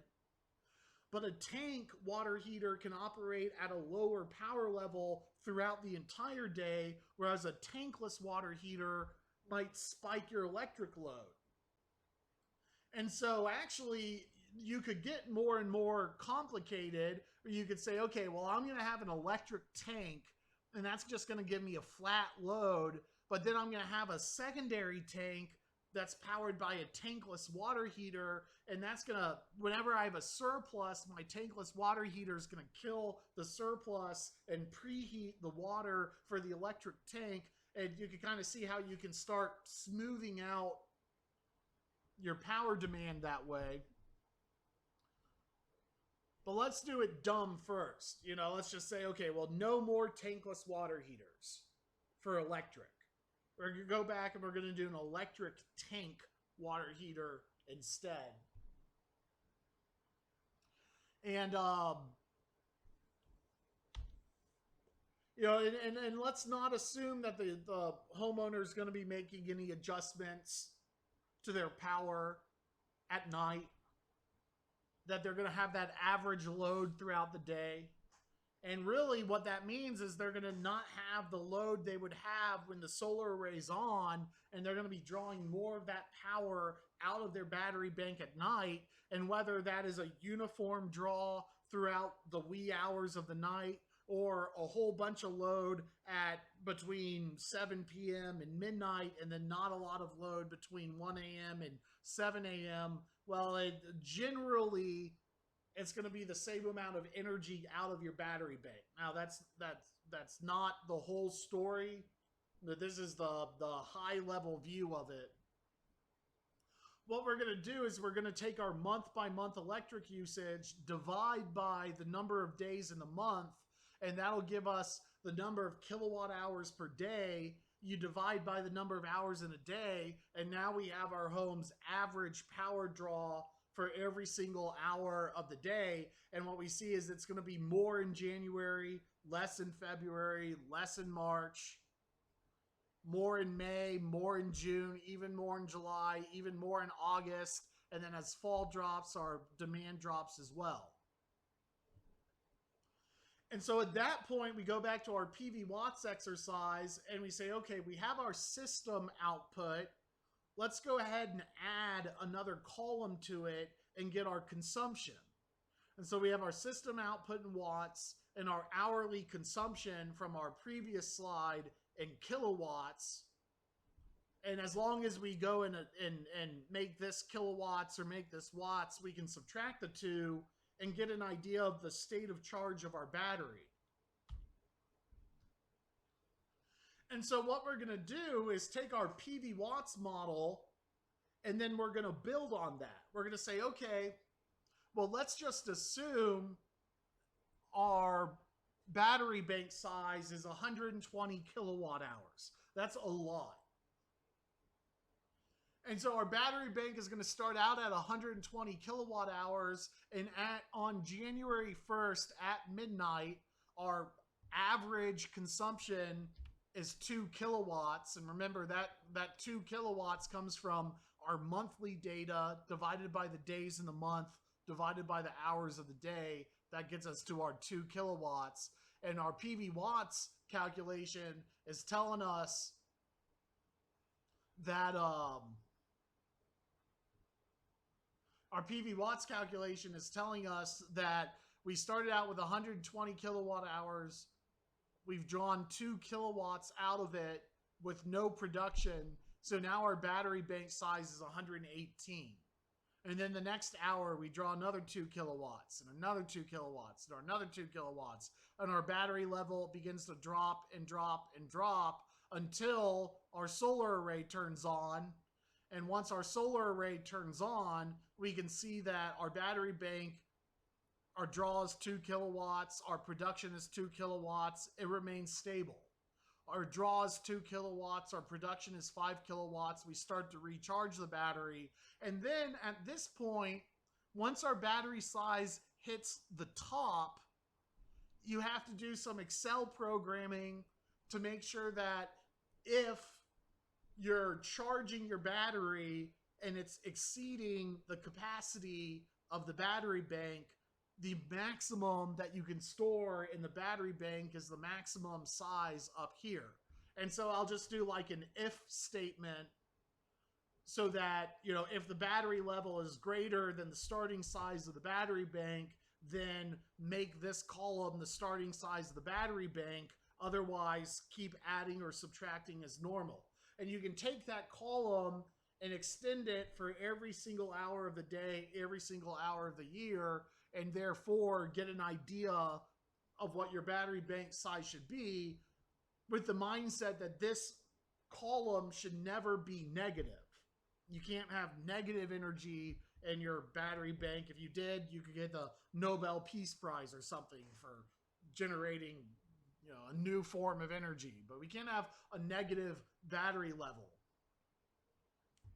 And so what I've done is I've gone on and not only do I do a new column for the battery size and the battery level, but when I originally do my PV watts calculation, I'll go and do a 1 kilowatt solar array, and then I'll make my PV output a scalar of that.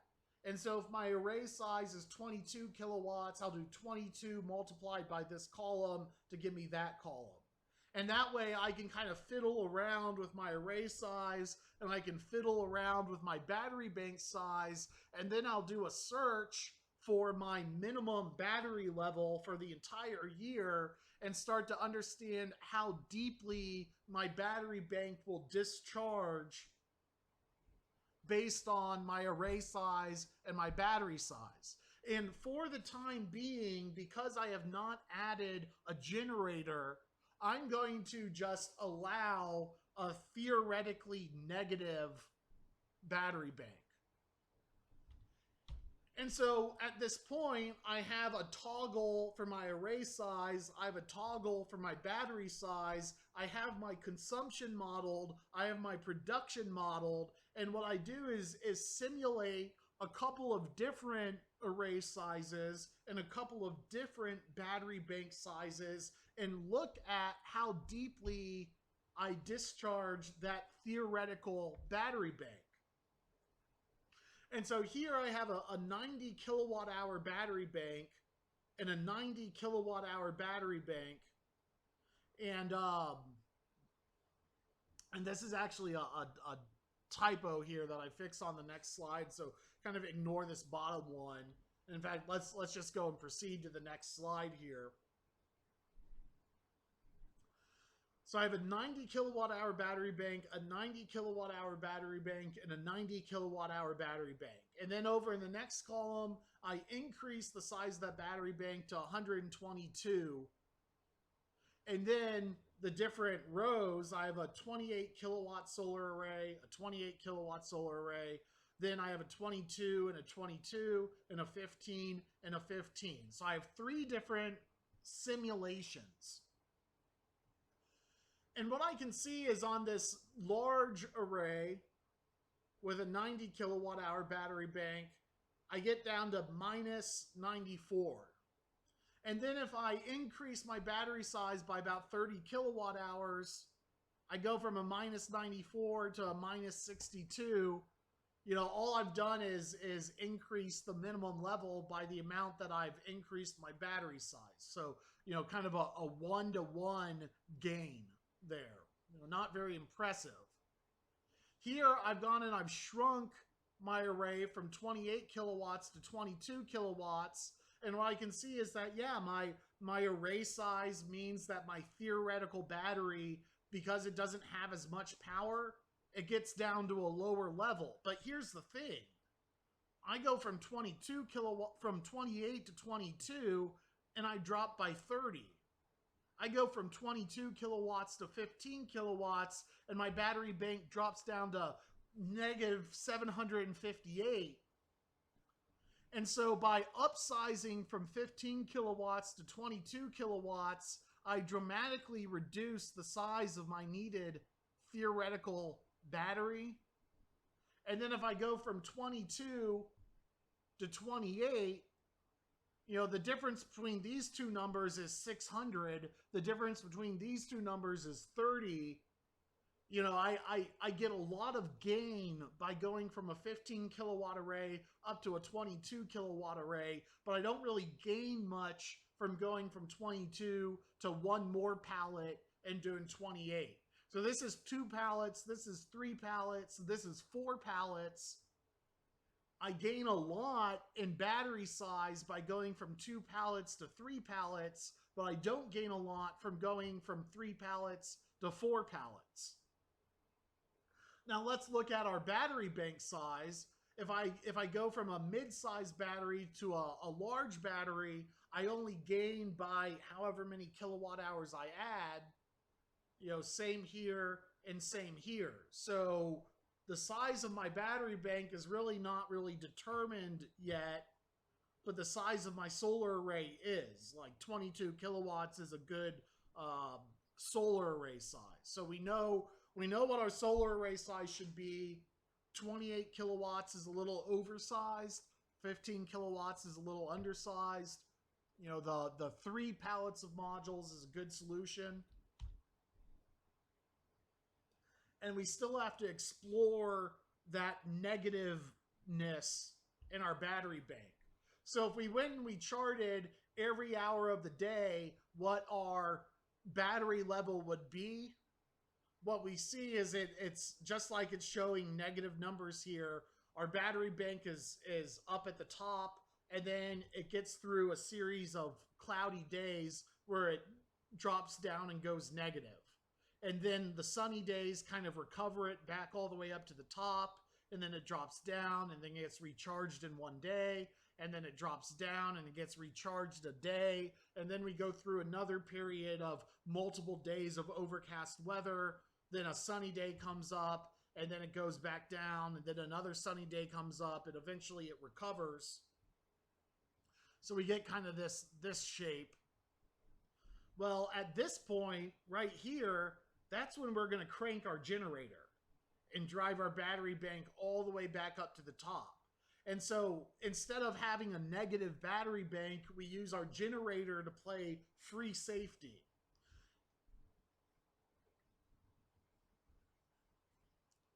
And so what we see by adding the generator and having our generator turn on right before our battery completely discharges, we'll be running our generator here.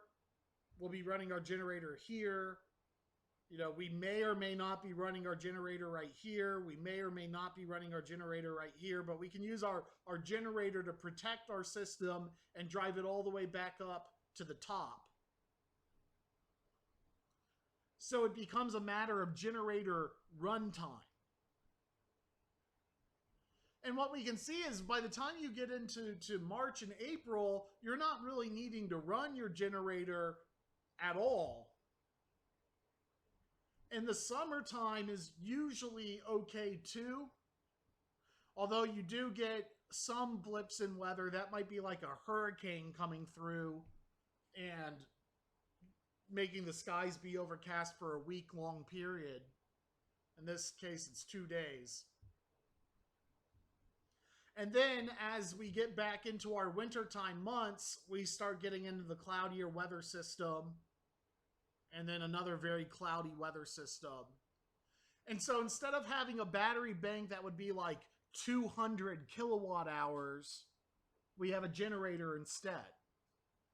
And so for determining our battery bank size, what we'll see is it's really a trade-off of how long do you want to run the generator and what's the cost of running that generator compared to having a larger battery bank size. And for some of that too, it comes down to the battery spec sheet to see, is your battery rated to be discharged so deeply? That I would say is people are too concerned about that fact when it comes to lead acid batteries. Because remember, for most of the days of the year, your battery is right up here at the top. You're not using your generator. It's not even a thought in your mind because you have so much surplus capacity and reserve left in your battery, and you're only discharging your battery, by 20%, 25%, 30%, not 80%, not 100%. So now we go back to the PV watts data, and we have our battery bank level, and then we add an additional column for when we're cranking the generator. So we have our solar array output, we have our home consumption, we have the starting size of our battery that starts to dip down. So here we saw our first cloudy weather day being January 9th. And then in January 10th, what we can see is our solar array output is still pretty small. And so our batteries are draining and draining and draining and draining and draining. And then, the solar array, by the time it's 11 a.m. or 12 p.m., the power level of the array is larger than our demand. And so our solar array begins to kind of make up for that. But right before then, we start getting down to the maximum level that we want our battery bank to discharge. And so we crank the generator. So in this case, I'm modeling a 15 kilowatt generator running at full capacity for an hour, and it adds 15 kilowatt hours to the system. And then I run it for 3 hours, and so it's added 45 kilowatt hours to the system. And so you start to say, okay, well, what's my generator size? And then just kind of go in and manually plug in runtime for your generator to make sure that your battery bank never fully discharges. So you use your generator to overcome and play free safety so that you actually don't go negative. And at that point, you can add up how many times, add up this column, and that will tell you for how many hours of the year your generator ran. And we'll get into our generator spec sheets in a little bit where you can actually assign a hard cost to that. So, looking at the electrical analysis of your system, there's going to be times when you have stranded energy that you just don't have any use for. And then you're also going to have a generator that you're only going to try and use for a couple of times a year. You know, to ruin the surprise, gas generators are expensive to run. And so you don't want to go off grid and just exchange a meter fee for a gas bill. So generally speaking, you want to size the array so that you're only having to use the generator for a few hours a year. And that means you have to have a battery bank that's much larger than, say, the Tesla Powerwall to go completely off grid. The Tesla Powerwall battery is not designed to be an off-grid battery. It's very expensive and it's elastic. Lithium ion is more like a rubber band, whereas lead acid is more like a paper clip. And so the lithium ion Tesla battery is designed to be yo-yoed up and down very rapidly. It's more of a commercial battery for building demand management, not a battery that's going to be cost effective at this moment in time to take you completely off grid. You know, another question kind of leaps out at you where it becomes, well, does the efficiency of the system matter? You know, you think, okay, I'm living off grid, so efficiency is going to be very important. But actually, I have all this stranded energy on sunny days. And so it doesn't really matter what the efficiency of the system is, because I've overkilled it by oversizing my solar array so that every sunny day I'm driving my battery bank all the way back up to the top. And then if I did it right, I even have some surplus. So the fact that I've gone with a less efficient battery technology or a less efficient inverter, that doesn't really matter as compared to, say, just the raw cost of what it takes to get to this point. And so I might use a less efficient battery or a less efficient inverter in an off-grid system. Whereas a grid-connected system, I don't have these design constraints, and then efficiency might matter because every kilowatt hour I produce is being sold, and so I don't want to lose a lot. So almost ironically, the efficiency of an off-grid system matters less than the efficiency of a grid-connected system because you're designing the off-grid system to have surplus power, whereas the grid-connected system, that design constraint is not there. And, you know, you can adjust your load accordingly. So it's kind of weird. You think, okay, I live off grid. That means I'm going to have very little electricity. And that means I can only use very little electricity. But that's not true. If I'm living off grid, I have a giant solar array, and almost in the middle of the day on a sunny day, I have all the electricity I could eat. And I'm at an all-you-can-eat buffet. And at an all-you-can-eat buffet, efficiency doesn't really matter. So almost ironically, if I'm living off grid, it's better to have, let's say, laundry. Let's take your laundry. So I have a washer, I have a dryer. I'm always a little annoyed with my dryer because I can fit more clothes into my washer than what my dryer can dry. So if I overload my washer, I take half the clothes out and put them in the dryer and then dry them, and then take the remaining half and put them in the dryer and dry them. And it takes me all day to use my laundry. In an off-grid home, it would almost be better to have 2 dryers, not 1 dryer. And I don't need the fanciest dryer in the world that's ultra efficient. I could have a dryer made in the 1970s that's ultra not efficient, that's ultra wasteful. But if I'm just running it in the middle of the day when it's sunny, that doesn't matter. So it's almost an off-grid, you can be luxurious with your electric use, but just in the middle of the day when it's sunny. And then as soon as the sun goes down, that's when you don't want to do any laundry at all. So having two dryers and running them in the middle of the day is going to be easier on your system than having one dryer and doing your laundry at night. So you don't necessarily have to be frugal with your off-grid system.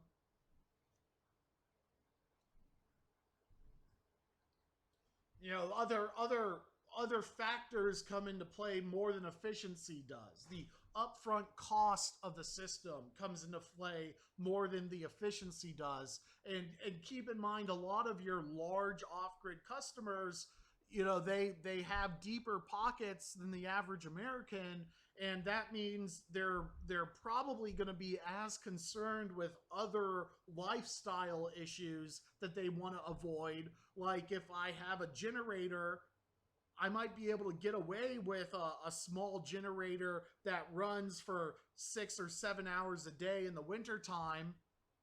But, you know, my customer, he says, you know, JR, I'm living off grid because I don't want to have to worry about it. I'm living off grid for the peace of mind. I don't want to make my home more stressful because I live off grid. I don't want to have to listen to a generator run all day, every day in the wintertime. You know, so it might be that you go not with a 15 kilowatt generator that you run for 3 hours. You might go with a 30 kilowatt generator that you run for an hour and a half. So you don't have to listen to it all day. You know, you might get away with a 90 kilowatt hour battery bank, but going with 120 kilowatt hours might reduce your generator runtime rather substantially. And it's not just the cost of gas, it's also listening to it. It's also worrying about it. Oh, if I hear the generator turned on, that means my battery bank is low, and so I have to manage my energy use. You know, there is some element of the customers being able to afford something that is a little bit more than right-sized. You know, something that is a little bit oversized.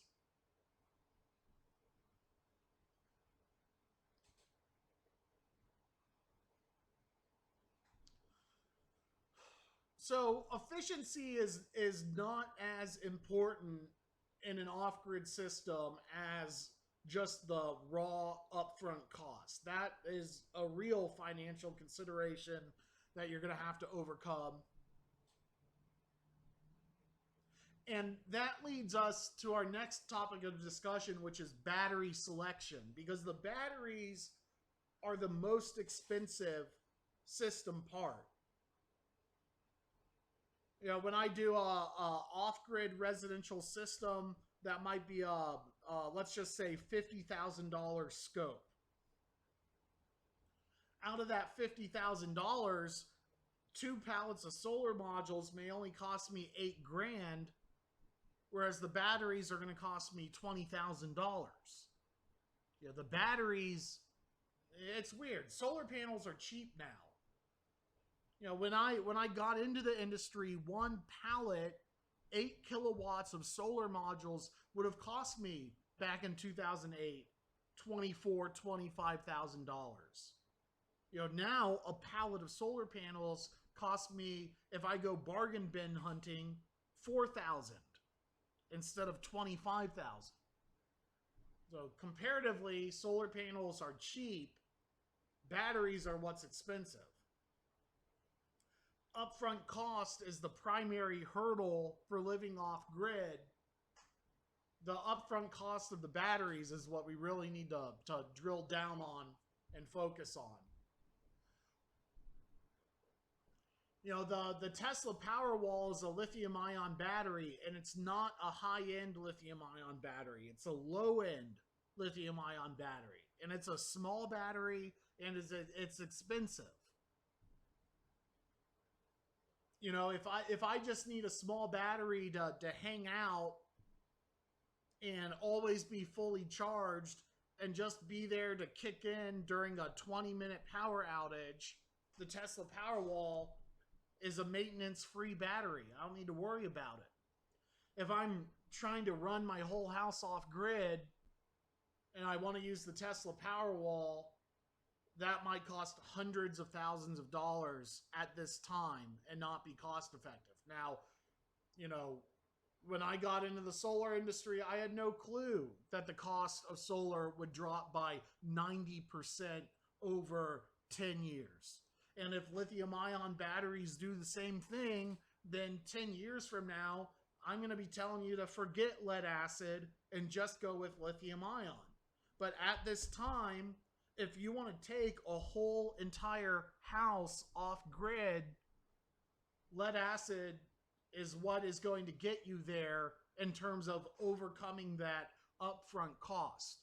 And that means we're going to have to do a little bit of maintenance on our batteries, but we'll learn that that's not that big of a deal. You know, there are some advantages of lead acid. It has a much better temperature tolerance than lithium ion. You know, lead acid is not as efficient as lithium ion, but what we've just seen is that the efficiency of the system is not terribly important.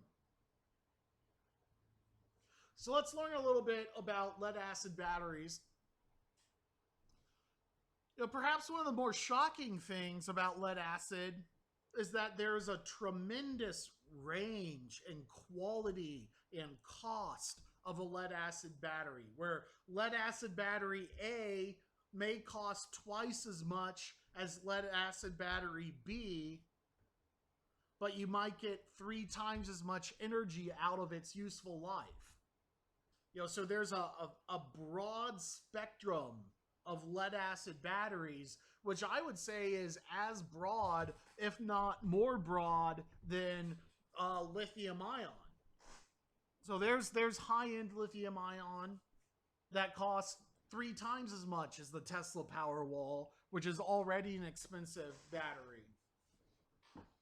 And if we were taking more of a generic class, we'd get into those nuances, but the short of it is, if you're using a very expensive, very long-lasting lithium iron phosphate battery, the best of the best, generally you're doing that for a very small application, like a video camera or a small weather monitoring station in Alaska, or powering a security system remotely, where it's a small battery and you just never want to maintain it.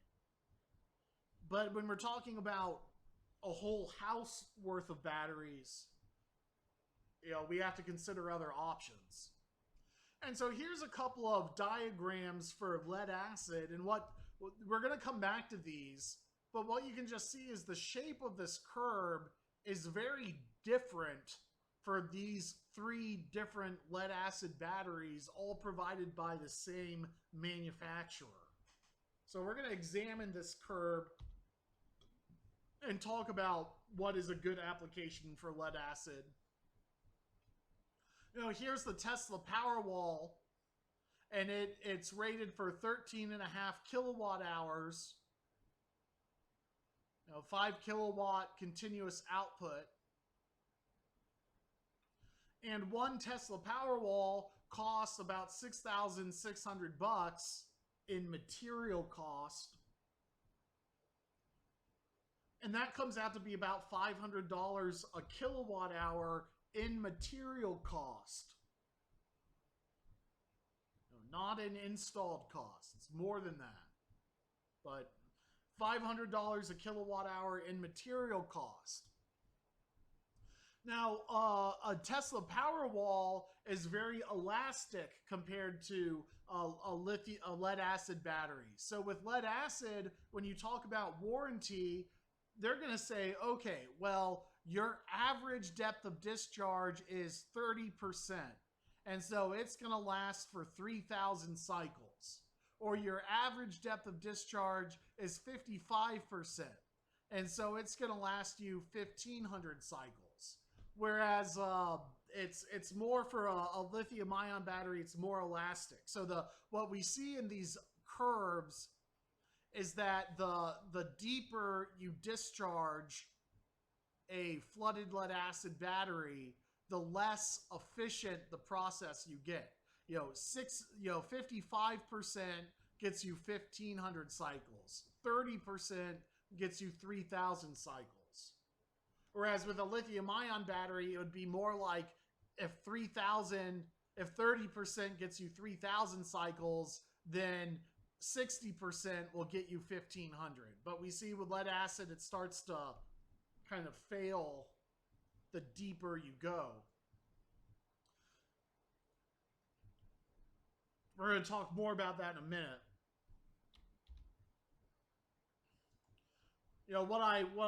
For now, what I wanted to, the reason why I mentioned that is because the Tesla Powerwall warranty is for a continuous output of 37,000 kilowatt hours of electricity. So the warranty on a Tesla Powerwall is not for a certain percent of depth of discharge and a number of cycles. They just say, oh, you can discharge it fully and you get 37,000 kilowatt hours of warranty out of it. Unless it's just sitting there and never being used, and at that point, we'll give you unlimited cycles for those brief power outages you have and give you a 10-year warranty. That's not, this is the real warranty, the 37,800 kilowatt hours of output for the Tesla Powerwall. And I think they grossly overestimate the installation price. Anyway. Another thing they say is you get 100% of the Tesla Powerwall. That's not true. They reserve a little bit. It's a 14 kilowatt hour battery. They reserve a little bit behind so that you don't fully discharge it. So they're kind of being a little disingenuous when they say it's 100% depth of discharge. There's still a little bit of life left in it at that 100% depth mark. They kind of change up the spec sheet data to be a little bit more consumer friendly. Like, oh yeah, you can use 100% of 13.5 kilowatt hours. Now, I have a lead acid battery that says you can deep cycle it down to 80%,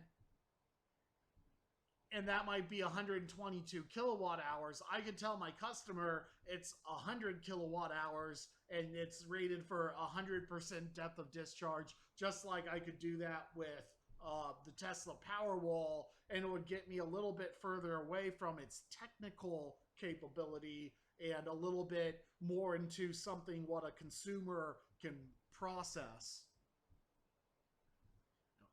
Saying, oh, it's a 120 kilowatt hour battery bank, but you can't use the remaining 20 kilowatt hours, that's confusing. Saying it's 100 kilowatt hours of usable capacity instead is a little bit more straightforward. Okay, Witten had a question, and it's timely for this slide. Well, what about sealed lead acid with no fluid or no maintenance to manage? So that's probably picking up when I was saying you need to do maintenance. This battery right here on the left is a sealed lead acid battery, which would mean you don't have to do any maintenance on it, whereas these other two are the same product line, but they're unsealed. And it's a little blurry to point out, but on this sealed, oh, now it's real smudgy. On this sealed AGM battery, look at the cycles.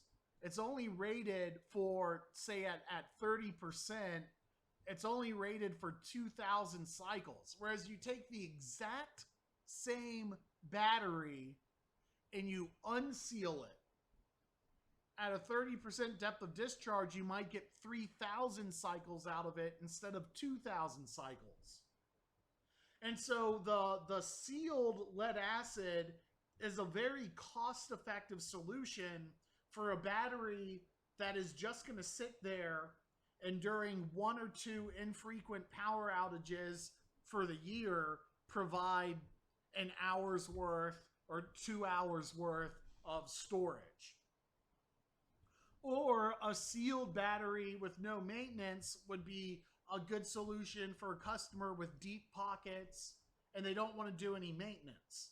But the fact is, you take a sealed lead acid battery versus an unsealed lead acid battery, sealing it up so that there's no evaporation inside the battery, so that you don't need to add water to it.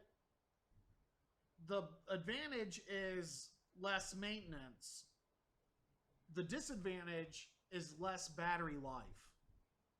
And so given that the batteries are the most expensive thing, anything we can do to improve the battery life is going to make them more cost effective. And so you can do sealed lead acid. If I'm looking at sealed lead acid for daily use, I'm probably going to be looking at lithium ion instead. They're very close together. In other words, a lithium ion battery is a maintenance-free battery, and a sealed lead acid is a maintenance-free lead acid. But the sealed lead acid costs more money than the unsealed equivalent, and it also has less life than the unsealed equivalent. And so I'm really comparing unsealed lead acid to sealed lithium ion at this moment in time. And lithium ion prices are dropping more and more and more. And so generally speaking, I don't see installers doing sealed lead acid for their off-grid customers. You'll see sealed lead acid for grid-tied customers as backup, but not for truly off-grid.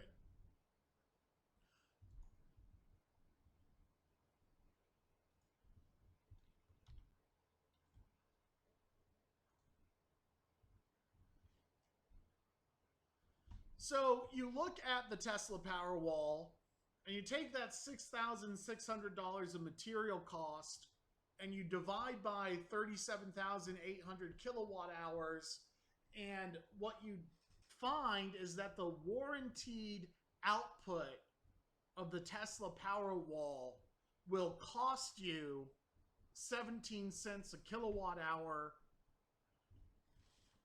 to use. You know, that's on top of the price of electricity.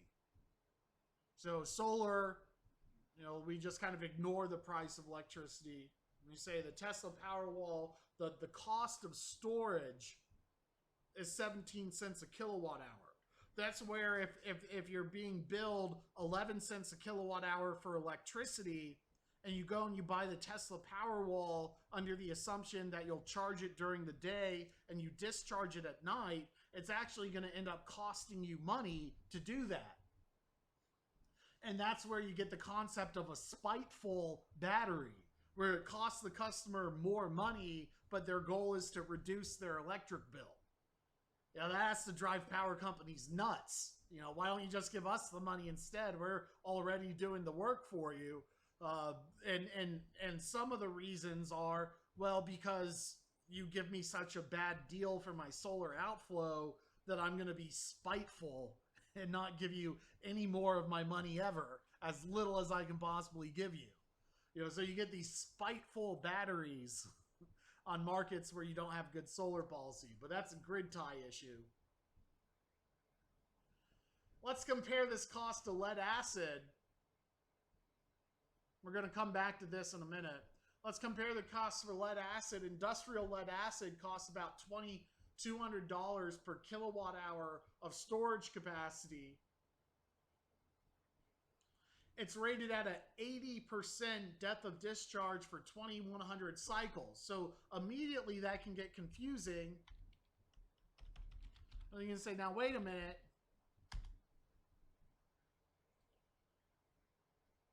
I got 2,100 cycles at an 80% depth of discharge. I got 365 days in the year. Does that mean my industrial lead acid battery that's well sized, does that mean it's going to only last me 6 years? That doesn't sound like very much. Well, that's true. It'll only last you 6 years if you're cycling it down to 80% every single day. Now, what we see from our previous model is that most days, if this is a 90 kilowatt hour battery bank, most days we're only cycling it down to about 60 kilowatt hours. We're only doing a 33% depth of discharge, not a daily 80%. And so that's where we get into these charts that say, okay, here we go. If I go down to an 80% depth of discharge, I got, this is for a different one. This is for a 1600 cycles. And if I go down to 33% as my average, I'll get 4,000 cycles out of it. Oh, all right, well, 4,000 divided by 1,600 with 2.5. So I go and I use this top of the line industrial flooded lead acid, and it's rated for 80% depth of discharge over 2,100 cycles. 2,100 cycles times point or times 2.5. I might actually get at a 33% depth of discharge 5,250 cycles out of it. If I'm at an average 20% depth of discharge, I might even get more than that. So it's quite possible for a well-sized industrial flooded lead acid battery bank to last 14 years if it were 90 kilowatt hours. And if I went and made it 120 kilowatt hours, we're talking about, a battery bank that could last you 20 years on a 10-year warranty. So if you treat a flooded lead acid battery right, it could last you a very long time if it's gigantic. If it's very small, it's only going to last you 6 years. If you're discharging it every single day, it's only going to last you 6 years.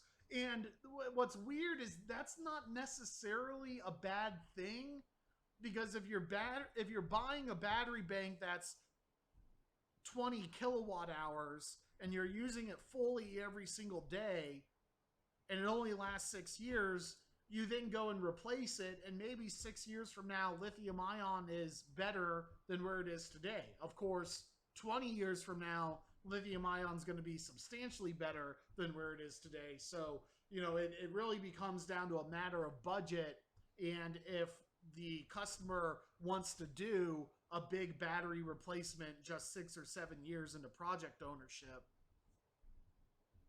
Also generator runtime and all that. So we still haven't honed in on our final model yet. Let's go back to these curves now. What I did in this is I went in, not every single battery is going to give you that depth of discharge curve. The Tesla Powerwall, they don't provide it to you.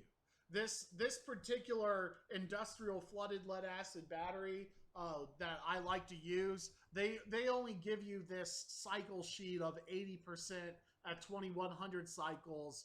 They don't give you what we saw from these Trojan batteries, which is a little bit more detail. And so what I've done is I've gone and generated these charts myself. And in green, this is the Tesla Powerwall cycle life versus depth of discharge. This is the industrial flooded lead acid top of the line cycle life versus depth of discharge. And these are some lower end lead acid technology. And this is if you ignore the y-axis and give them all the same starting point, just so you can kind of do a little bit of comparative analysis of the shape of the curb. What we see is that industrial flooded lead acid performance is much more similar to lithium ion than it is towards still pretty quality lower end industrial lead acid. So these aren't even getting into like golf cart batteries or car batteries. These are still renewable premium lead acid batteries. This is what you'll get from most solar installers recommending Trojan or Deca or Rolls or Crown, top of the line, deep cycle lead acid. It still doesn't hold a candle to the big boy industrial flooded lead acid that is used on like most forklifts, for example. If you're in a warehouse and you have a electronic forklift, the battery is going to be an industrial flooded lead acid. It has much more similar to lithium ion than it is to other kinds of lead acid batteries. And so I think that's what a lot of installers don't realize, is just how much better industrial flooded lead acid is compared to other kinds of lead acid. So we're going to explore that further. Then you'll be able to understand more of what all this stuff means. So let's get a little bit further into our comparative analysis. So we're comparing the Tesla Powerwall to industrial flooded lead acid. Tesla Powerwall costs $500 a kilowatt hour. Industrial flooded lead acid costs $200 a kilowatt hour. The Tesla Powerwall is rated for 37,800 kilowatt hours. The industrial flooded lead acid is rated for 2,100 cycles at an 80% depth of discharge. Keep in mind that there'll be better efficiency out of this if you don't have an average depth of discharge of 80%, but it's more like 30% or 20%. There'll be some slight battery life efficiency gains. Well, that cost per kilowatt hour out of that is about 12 cents a kilowatt hour, but you have to do some maintenance. Okay, at this point, you might be saying, well, how do I know that I can do an 80% depth, or how do I know what the ideal depth of discharge for lead acid is? There's a tell in these charts right here. And so this bottom one right here is an industrial lead acid battery, where you get the high cycle life compared to lower end lines. But what you also have, let me move this calculator out of the way, is a line where you start out with a,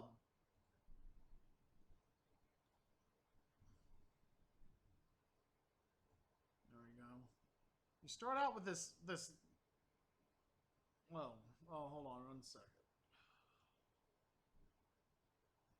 There we go. You start out with this line, and then you can kind of see where it starts to I kind of curved it down there, but it starts to deviate from this line right around this like 60 to 65% mark. And then here's a different lead acid battery where the line starts to bend around the 40% mark. This, and then this is an AGM battery, so we're not doing a complete apples to apples comparison. But this is the industrial battery, and this is the standard renewable battery. This industrial battery can be discharged down to 65% without substantial efficiency losses, and you start to get a little bit more into your efficiency losses beyond that inflection point. This renewable battery is really only designed for a 40% depth of discharge, and anything beyond that is going to be less efficient. It's also going to be worse for the battery.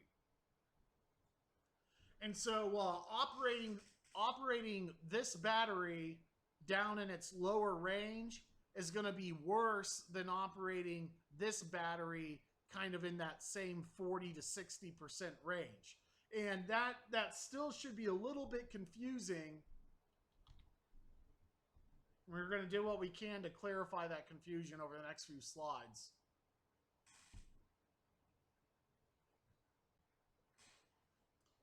Your battery spec sheets are also going to have another way that they indicate the same thing, which is they have a 5-hour rate, a 10-hour rate, a 20-hour rate, and a 100-hour rate. And what this says is, okay, for if I have the exact same battery, if I have this entry level 6-volt battery and I discharge it over 20 hours, it's going to deliver me 464 amp hours total at 6 volts. A volt times an amp is a watt. 4.6 times 6 is going to give you about 27, whatever the units are. Whereas 4 times 6 is going to give you 24 kilowatt hours, or whatever the units are, 2.4.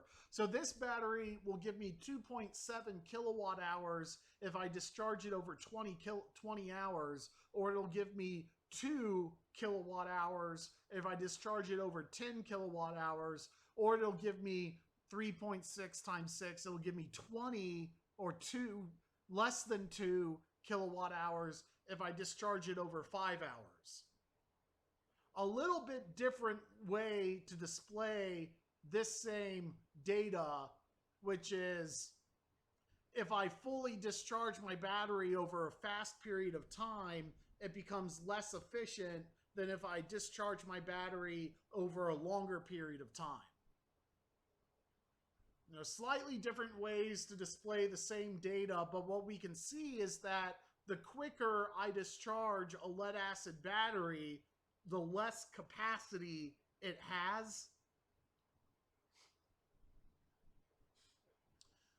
If we extended this data all the way out and then plotted the trend line, what we would see is kind of a logarithmic decay curve that really suggests that flooded lead acid, it really needs to be discharged over a 10-hour period or more, you know, a 5-hour period or more at extreme minimum. But already you start getting into this funnel, this logarithmic decay, where once you start, if you take a lead acid battery and you put enough load on it so that the battery could discharge within 2 hours or less, the inefficiency of that battery system, this inefficiency is like heat. So a good way to do this yourself at home, if you like pain, is to take a paper clip and pinch it down to the bottom and top of a AAA battery. And if you do that for more than a few seconds, that paper clip on those terminals is going to get so hot that you're going to have to drop it. And then you go and you test that battery and it's going to be almost fully drained. And the reason is you've tried to put a load on the battery that is discharging the battery so quickly that you're losing a lot of efficiency due to heat.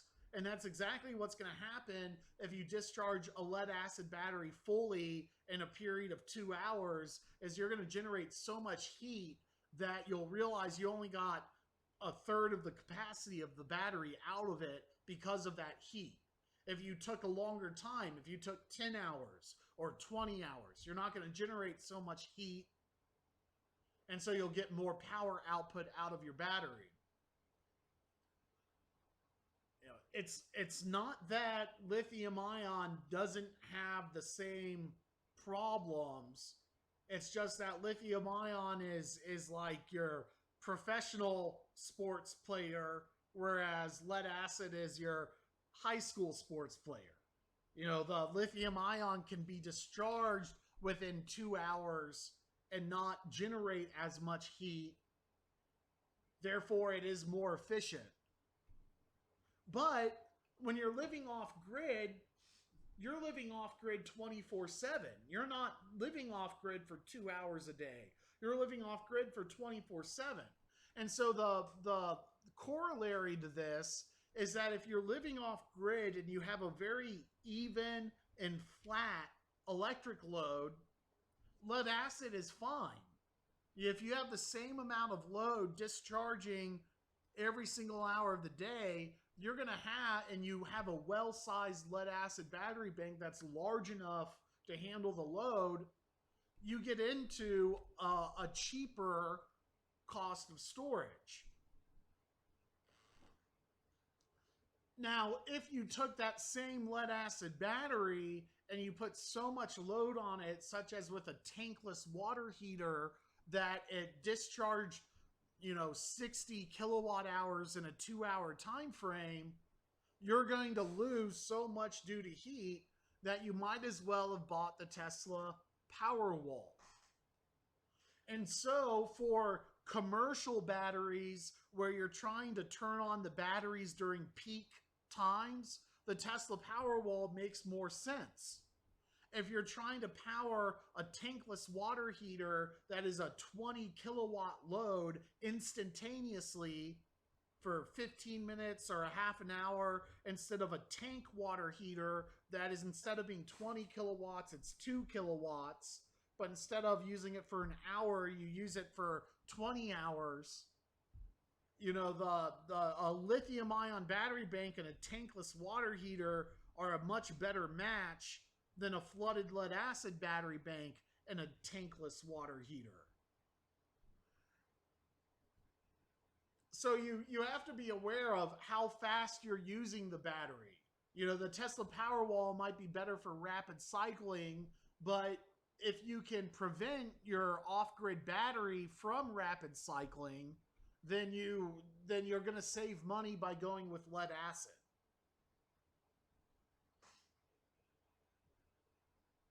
So lead acid batteries have 3 distinct charging cycles that are called float, absorb, and bulk. And basically what this refers to is kind of this inflection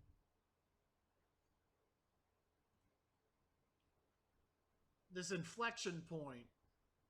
So here we have the inflection point here for a standard flooded lead acid. And then our inflection point for this industrial is much further down this curve. This is the bulk range of the battery. This is the bulk range of the battery. I like to think of it as a stress strain curve.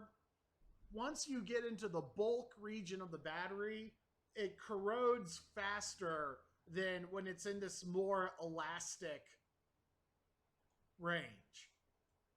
And so this elastic range is more called the absorb range, whereas this bottom range is called the bulk range. And you actually get different charging cycles. So once, generally you'll click the generator on once you hit this bulk range and try and prevent the battery from operating at the bulk range. It's not that it can't ever get down and operate within the bulk range, but it's just not as good for it as if it were on the other side of that inflection point. And so generally you're going to have a very aggressive charge once you get into the bulk range, whereas the absorb range is going to be a little bit less aggressive. And then you get to the top of the battery, and that's called the float. And that's going to be a weak charge, not an aggressive charge. And the reason is, see how this is rated for 20%? Once you get further up this curve, you start to get to a point where the battery voltage is so high that it doesn't want to accept a charge. It wants to start fighting the battery charger. Or you get to a point where your batteries are overcharged, and that's bad for the battery too. So generally there's going to be a range where, it's weird, but when I talk about a 24 volt battery or a 48 volt battery, that is a very general or nominal or nickname voltage. But a 48 volt battery is rated for 60 volts. You can charge it all the way up to the very top at 60 volts. But as soon as it hits that 60 volt range, it's going to want to start discharging and coming back down the mountain. And so your maximum voltage on a 48 volt battery is generally around 56 or 57 volts, and you never charge it all the way to the top. And then when you're in this absorb phase, it'll hover between 57 volts and 52 volts. And then when you get into the bulk range, it'll go 52 down to 48. And as soon as it drops below 48, that's when you're out of power. And that's at the bottom. So, you get a little bit different performance spec based on what phase of the battery you're in. And where that's really important to the designer is to know really where this inflection point is, because that will tell you what your daily cycle should be. So if I'm using an industrial battery bank, I can discharge it down to 65% and back up again on a daily cycle and have it be okay. On a standard renewable lead acid battery, that range is a little bit smaller. Lo and behold, the industrial battery also costs more money than your standard renewable battery in terms of per kilowatt hour cost. But that's also where you get a much longer life out of the industrial battery. So you can see this is rated for 5,000 cycles at 20%, whereas this is only rated for 4,000 cycles at 20%. The industrial battery is the longer lasting battery.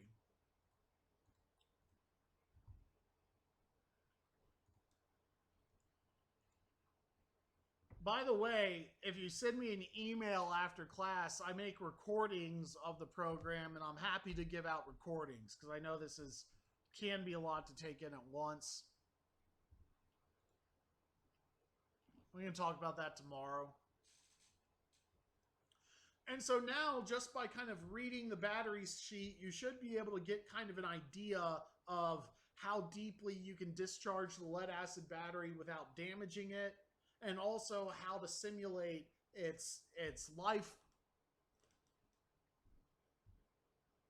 So what I would do is I would take the battery spec sheet and I'd go back to my Excel model where we're modeling the life of the battery here and seeing each day, each cycle, what's my average depth of discharge.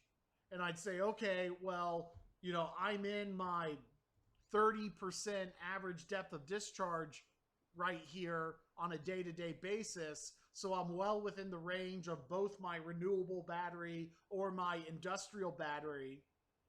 On some days, I'm getting down to an 80% depth of discharge, and that would be really bad for my renewable battery to be operating down here.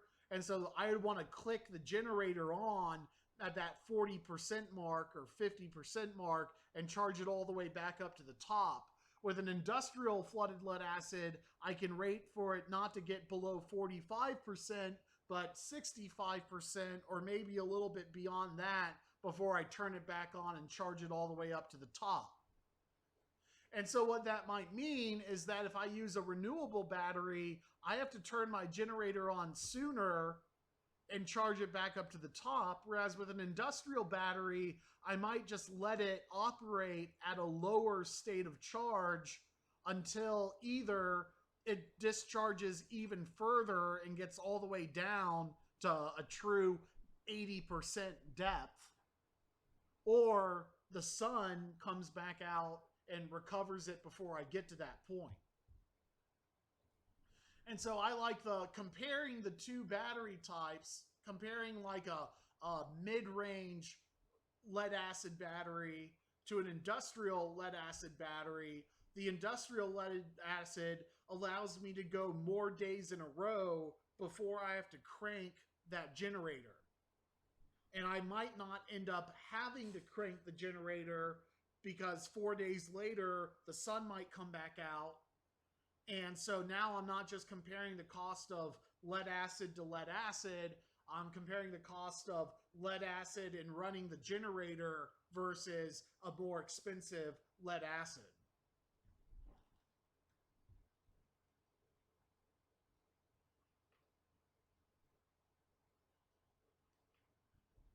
Now, here's another interesting thing about lead acid batteries.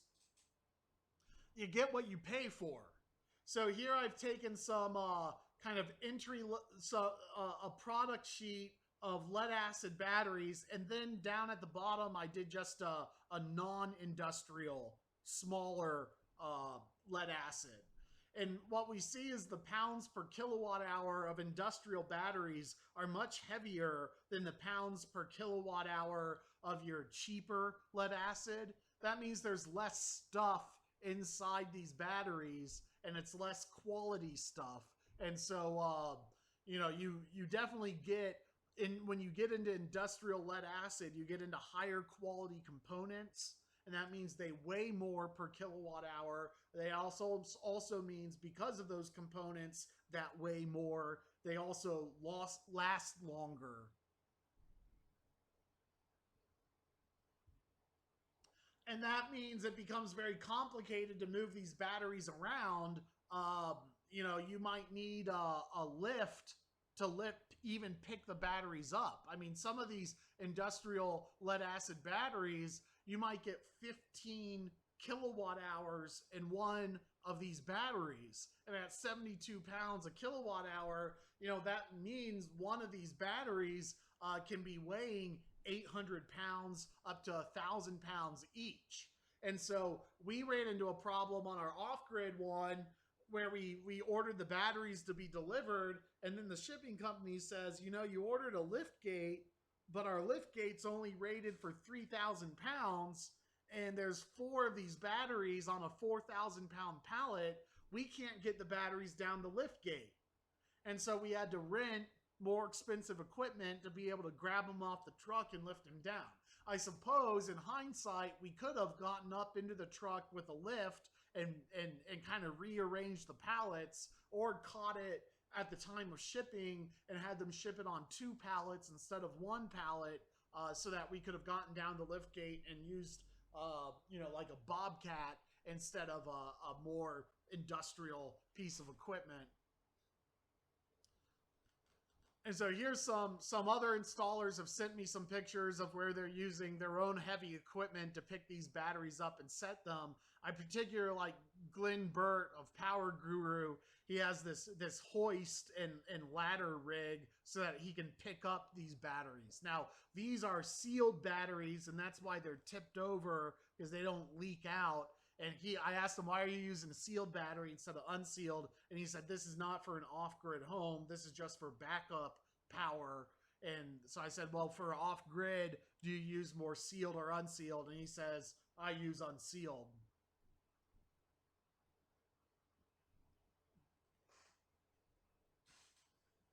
Let's get back into some other discussion before the end of the day. It's very common to have 2 battery circuits. The problem with batteries is you want, much more so than solar, what you want is these circuits between the battery bank and the inverter to be the exact same length, because the resistance between the 2 different lengths of home runs for your battery cable can be enough for one battery bank to operate differently than the other. And it's like, once one cell in the battery goes bad, it has a cascading effect throughout the rest of the system. And so it's very rare to see. I asked the battery manufacturer that we went with, how many circuits, and he says, well, 1 is best, and we warranty up to 3. But if you were planning on 4 or 5 or 6 circuits in parallel, all of these home run circuits would be physically of different lengths, and they would cause a long-term maintenance issue. So, the best is just to have 1 circuit of batteries rather than 2 or 3. And so often on your battery inverters, you'll have landing terminals for 2 battery circuits. Not more than that. You know, on batteryless solar inverters, sometimes you'll get landing terminals for 2 or 3 or 4 circuits. You know, the maximum you get for battery inverters is 2 terminals, maybe 1 if you're using a lower end battery inverter. That also has an unintended consequence of putting an upper limit to your total system design, because you know, here we are looking at industrial product ranges, and I have a 6-volt battery that produces 460 amp hours, or a 4-volt, a 6-volt that's 695, a 6-volt that's 925. And then I go down to a 4-volt or a 2-volt or a 4-volt or a 2-volt, and what I see is the compared to the high-end 6-volt with 900 amp hours, you know, then I get a 2-volt that has 1800 amp hours. You know, if I have a 48-volt battery bank, I can string up a bunch of 2 volts to get to 48 volts, or I can string up fewer 6 volts to get to 48 volts. But along that series wired circuit, I'll have a maximum amp hours within this product line of 1800 at the very top. And so here's an industrial product line where we get to this maximum battery ampacity of 1600 amp hours, or a maximum ampacity of 1800 amp hours. That's about as much as what flooded lead acid does. And so if I can only have 2 of those circuits in parallel, you know, 1800 amp hours times 2 volts. Let's go ahead and do this calculation. Make sure I got it right. I have 1800. Great. No, we're out of time here. Where's my calculator? All right. If I have 1800 amp hours times 2 volts, that'll give me so anyway, let me do this a little bit differently. It's 1800 amp hours and it's a 48 volt circuit. That's going to give me 86,000 watt hours, or 86 kilowatt hours of storage on one circuit. And so if I have a maximum of 2 circuits, that's going to give me a maximum of about 170 kilowatt hours. Or if I really stretched it, I do a 48 volt circuit at 1800 amp hours and have 3 of those circuits, which would give me a maximum of 260 kilowatt hours. And that's about as much as you can get on a well-sized system.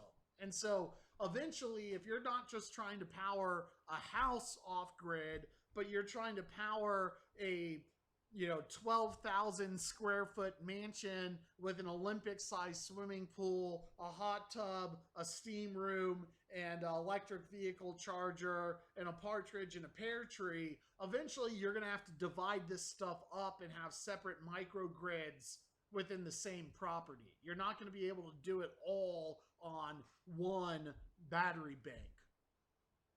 And that becomes complicated too, is what we'll get into inverter selection. Not all inverters can be combined with other inverters. So we're over time now. We're gonna pick this back up tomorrow.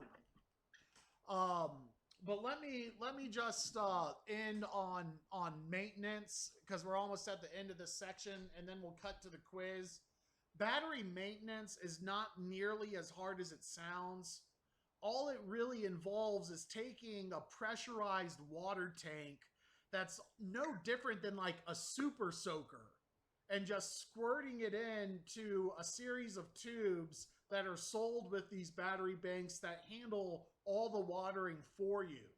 What is difficult about flooded lead acid is that in addition to watering the battery is easy. You know, every 2 weeks, you put more water into it, and I'll tell you some tips tomorrow of that and what I do with mine. The hard part is, in order to maintain the warranty of the battery, you have to do weekly monitorings or readings of the specific gravity of the battery. And that is an easy process to do, but where you stick, this is called a hydrometer. And where you stick the hydrometer into the battery is the exact same spot where the watering tubes go. And so you have to disassemble the watering system in order to stick the hydrometer in and read the specific gravity of the battery. And so that, it's not a hard task, but it's time inclusive. The industrial guys will have a digital readout that's a little bit of a thinner tube that you can just stick down through watering systems and make this process very quick. But this is like the digital hydrometer is like over $1,000, whereas the analog hydrometer is 25 bucks. And so what that begs is for a maintenance personnel just to come through and use a more expensive equipment to speed up the maintenance. But it's not something that is labor intensive or difficult. So